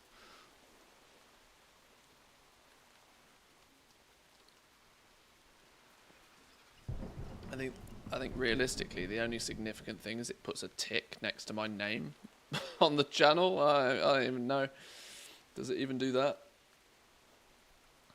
But you know, it's a notch on the bedpost. Do you get a bigger sub cut? The only thing I think it really might potentially at least benefit me for is that I might get a little bit more control over the ads. An affiliate streamer basically just has to let Twitch deal with all of the ads, right? Twitch plays ads whenever it wants to play ads. You can sort of say, please play this amount of ads per hour, but then Twitch is mostly in control of them. I think partners get a little bit more flexibility over how they control the ads. I'm not entirely sure. My prerogative is to make them be as low impact as humanly possible. If I could turn them off in its entirety, I probably would. I'm not sure if that's even possible without doing a, you know, a Zach Ra style system.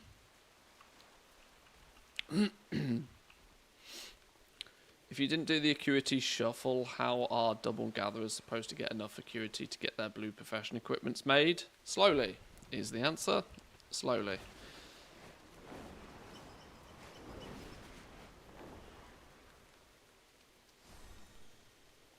I'm pretty sure though it's not possible to entirely turn off ads, but if I can minimize their impact as much as possible, I will. My default settings for ads has always been show the bare minimum of them so that I don't have to show people pre-rolls.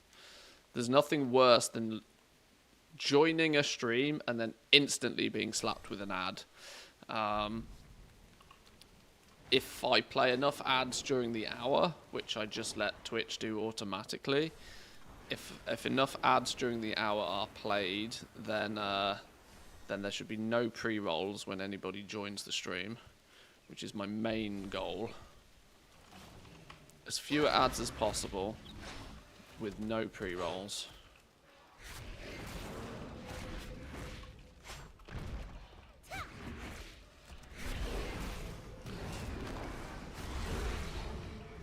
If I could somehow adjust it so that there'd be no ads ever, I would take that. Take that with but I don't think that is possible.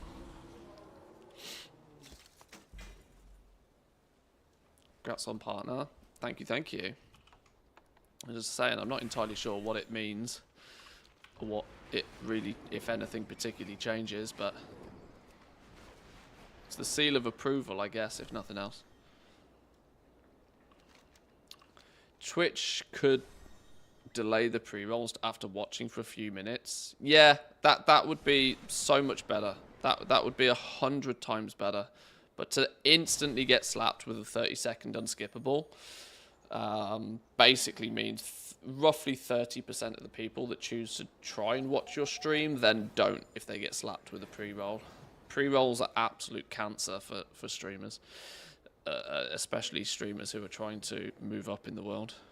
I mean, if you're already established and you've got 5k concurrents, then you play all the pre-rolls you like. At that point, it doesn't matter, but...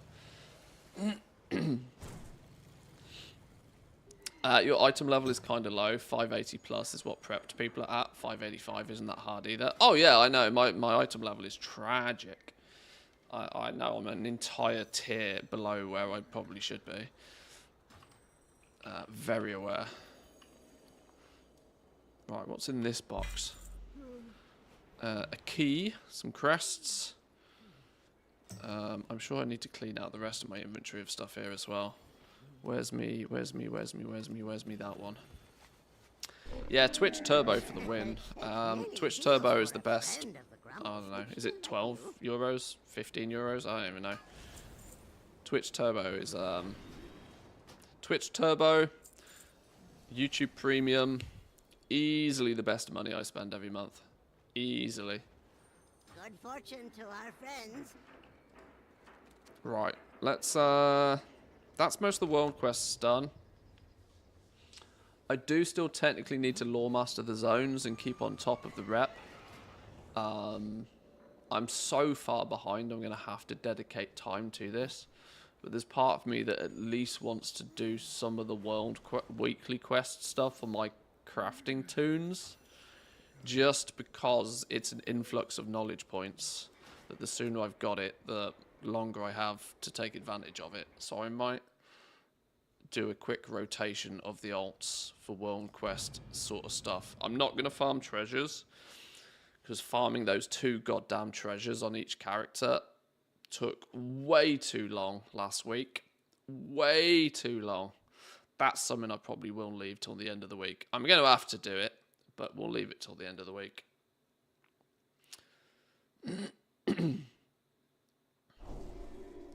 Darkmoon Fair will catch you up to the people who hadn't done Lore Master before it was out.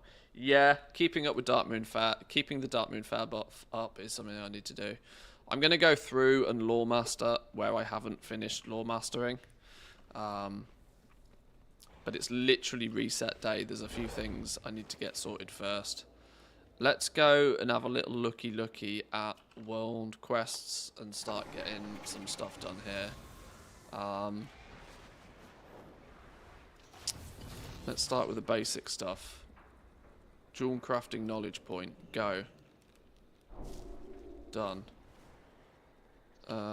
We need weekly patron order quest. How may I aid you? We need to then go do said weekly work orders. Or at least see what they are.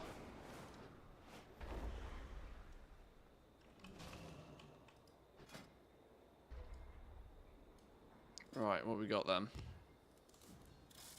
5 patron orders? That doesn't seem like a lot.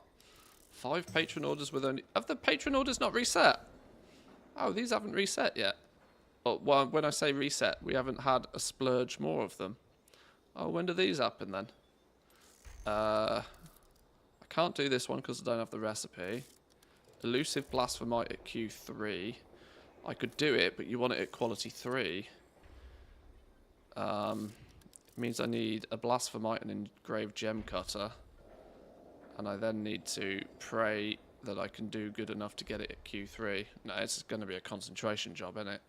Do I want to spend the concentration and the cost of making one of these? Do I want to spend 6k on 10 artisan security? I don't think so.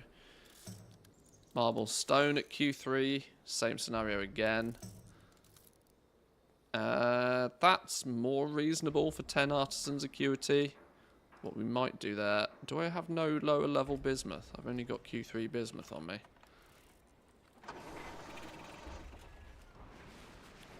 Haven't had new ones either. Maybe they come out later then. Maybe they're on their own separate timer. Maybe they don't reset with everything else. It's weird how your quest to fill more orders resets, but your patron orders haven't yet. Why am I here? Bismuth. I've got a shitload of this in the war bank. I was going to say, I didn't think I was short on bismuth.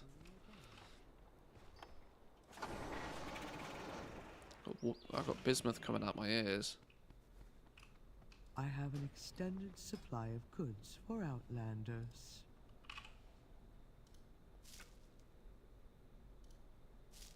There we go.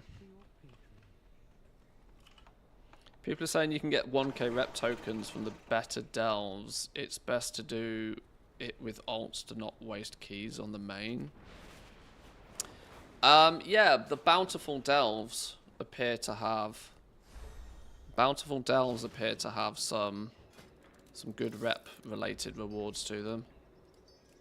If we drop that down to Q2 and throw some concentration at it, that's a much cheaper way of getting it done. Not that I really need the artisan security though. This is the luxury I'm in now on this toon. In fact, I theoretically don't really want to be pumping to get artisan security at all. Same scenario. Can we drop down to Q2 with in fact even Q1?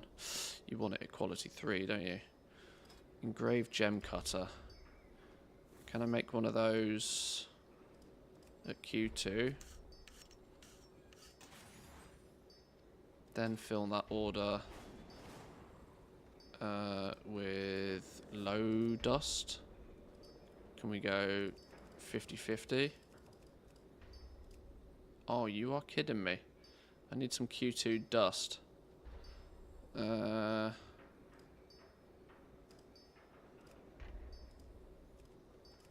God damn. 468? Nah, you can get bent. I'm not throwing 8,000 gold at 30 artisan security. I don't need the artisan security that much. Like I said, this dude's had a full shuffle done on him. So all apart from the rep, he didn't need it. I do need to fill another order though. Any public orders? Any public orders? Any publics? Fractured gemstone lockets. Recipe comes from heavy trunks apparently. People want it with missives though, which I'm not spec'd into. Okay, well we're going to have to wait then till the patron orders reset. That also means there's not a huge amount for me to actually do on each of these characters if patron orders haven't refreshed. I was kind of assuming that they would have refreshed and that we'd have a bunch of knowledge points to quickly harvest.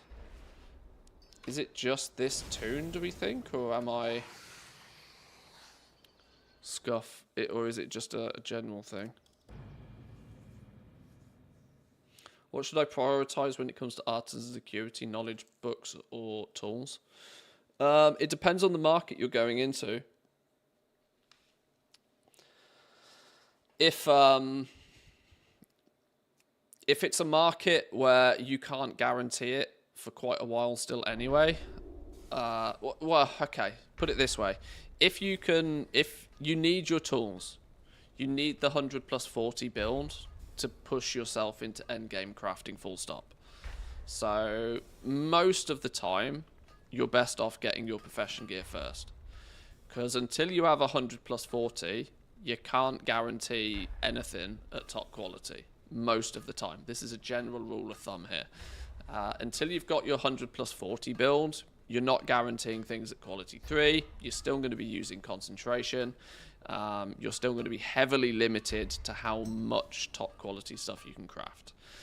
Now, if your focus is not on crafting quality 3 stuff though, if your focus is on mass producing and optimizing your prices on quality 2 or quality 1 crafts, then you're probably better off picking up your books first. My playstyle isn't that though. My playstyle is push into the end game crafting markets where the most profit could and should potentially be. So I've gone the 100+40 setup first, and then I'll slowly chip away at the knowledge point books. But yeah, it's kind of up to you which way round you do it. You ultimately are going to want to do both. You're going to want all of it, but you might not be able to have all of it quite so quickly. Why have I got 7 messages on Discord? What's going on here?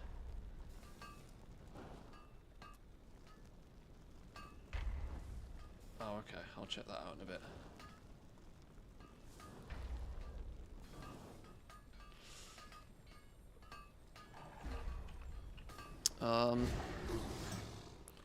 Right, let's go at least grab the weekly stuff with this dude. I'm wondering if it's worth doing this right now, honestly, because if I can't get new patron orders anyway... well, I could fake orders. I could actually just fake orders. So then I don't have to worry about patron orders. Put in some orders for some core alloys or something. I do like how actually your weekly busy work is quite limited with professions now. 9? That feels like a lot. Although all of these seem to look like the ones that I couldn't do for various reasons. Don't have this recipe. I have this recipe, but it's only for a stupid augment rune, so I didn't care. The sickle is one I don't have the recipe for. Kind of frustrating that I don't have the recipe for it, especially since it gives me knowledge points. I'm not in the position where I want to spend artisan's acuity on picking up recipes just to gain knowledge points though. Even though you can kind of always get more artisan's acuity. It's really hard to like not pick up knowledge points. This is a recipe I don't know. This is a recipe I don't know. Yeah. That's both a recipe I don't know and also an augment rune. Why am I not crafting these? Stupid embellishments. Why am I not doing that one? I can do that one. I'll do that one.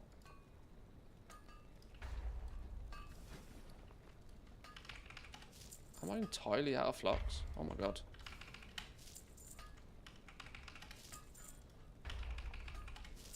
You go through flux like crazy, so...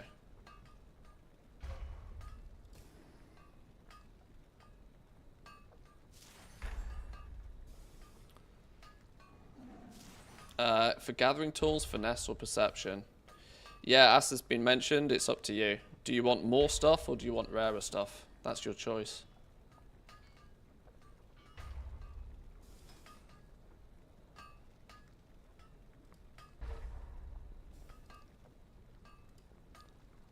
If you only want this at Q2, why do I have no cheap Iron Claw ore? Really? It's in the war bank. It's so frustrating that you can't complete flipping patron orders with materials from your war bank. It's the only... well, it's not the only, but it's a real frustration of the entire system.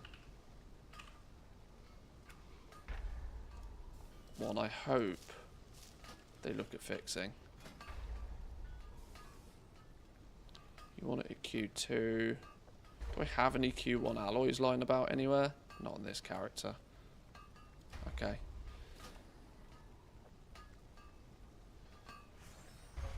Why does it say it costs so much to craft it? I don't know. This is where I think Craft Sim sometimes shits himself. Why was I not crafting this pickaxe? All I need to do is provide a single alloy. Do it.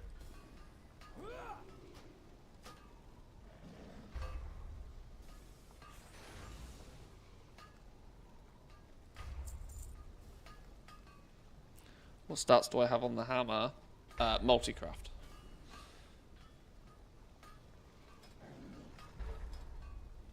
Okay, I need to do one more to get the weekly quest done on this, but blacksmithing, knowledge point, got one of those in the bags. Get that done.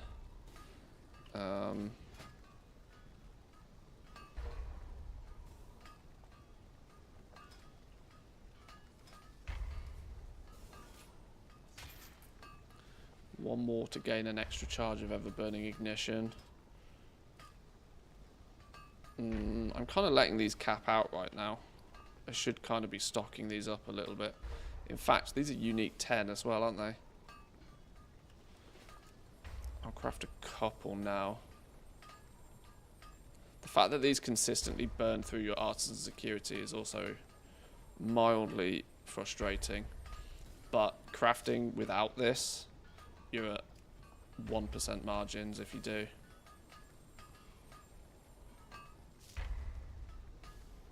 Alright, there's a few of those ready for later. In that case, other than going and getting treasures, there's not much else I can do with this right now. Can't get that one yet. Need to go farm some treasures. What I wanted to do actually is take a little bit of a glance at whether any markets are worth crafting for later today.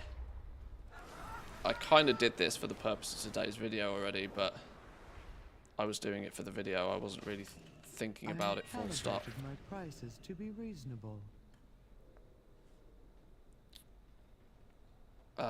Is it better than resourcefulness on alloys? Where multicraft can be used, use it. Is the simple rule. Multicraft is always better than resourcefulness if you can use it. Just think about it for a second how the two stats work. Do you want a few of the materials back that it cost you to press the button, or do you want multiple freebies? One is clearly better than the other. Multicraft where possible is always better. Can't beat free.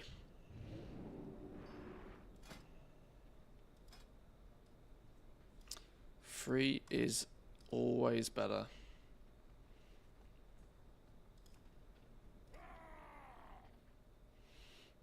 Down to 1550 on alloys. See, this is where Craft Sim has a heart attack. Why is it now claiming that there's a 1,200 cost on this? There is no way there's a 40% loss on crafting these right now. Absolutely not possible. Unless bismuth is gone through the roof or something. No. 10 pieces of bismuth is 1,800. Your flux doesn't cost anything. Your multicraft and resourcefulness is easily going to account for the... Yeah, I don't... See, this is what I don't understand. Craft Sim sometimes just has a heart attack, and I don't know why. This is why I don't suggest people trust add-ons all that much.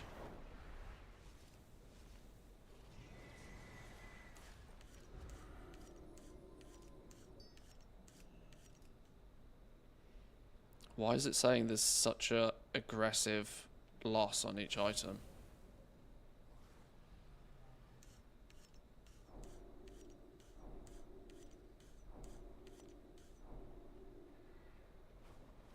Oh, I'm not burning an ever-burning ignition just to test it.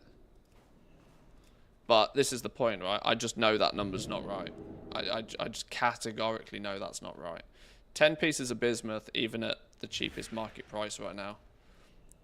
Even if you buy 1,000 bismuth, right? You're still looking at 190 a piece. 190 a piece multiplied by 10 is still, well, 1,851. But with 10% resourcefulness, means 10% of the time you're getting about 30% of the materials back, which means you're probably saving the cost of at least 1, if not 2 bismuth each craft just on the resourcefulness procs. That's before you take into consideration multi-craft. So that minus 40 is massively wrong.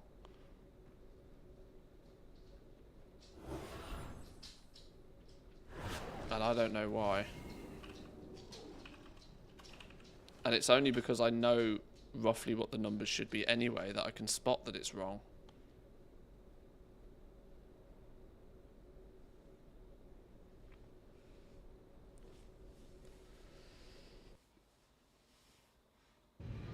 Let's reset its details and see what's going on here. Supply of goods for Outlanders.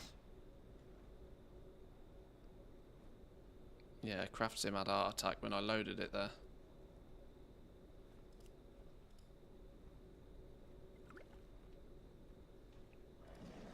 What's going on here?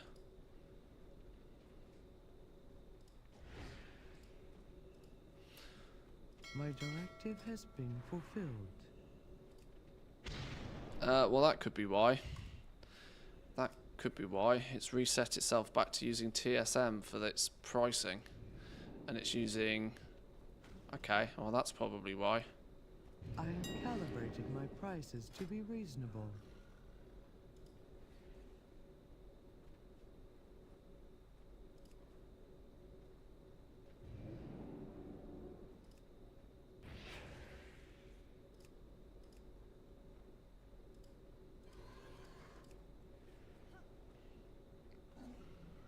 No, don't know why it's having a heart attack. Anyway, let's move on. It's having a heart attack and I don't know why.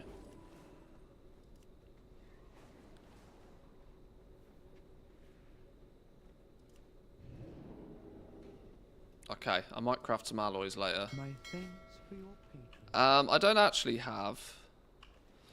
With the patron orders not resetting, I should probably just get back out there and do some more Lawmaster and rep grinding, honestly.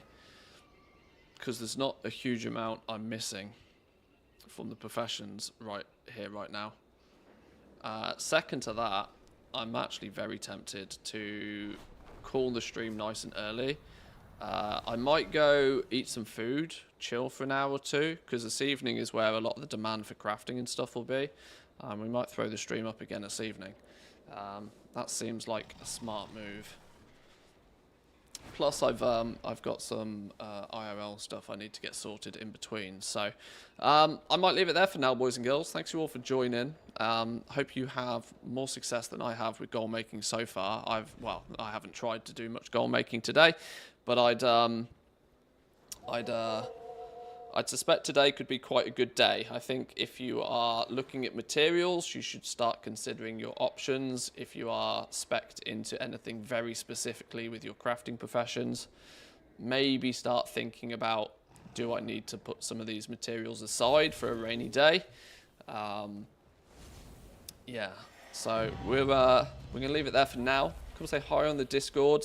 There was a new video that dropped on YouTube just at the launch of this stream. So if you haven't watched that, maybe go check it out.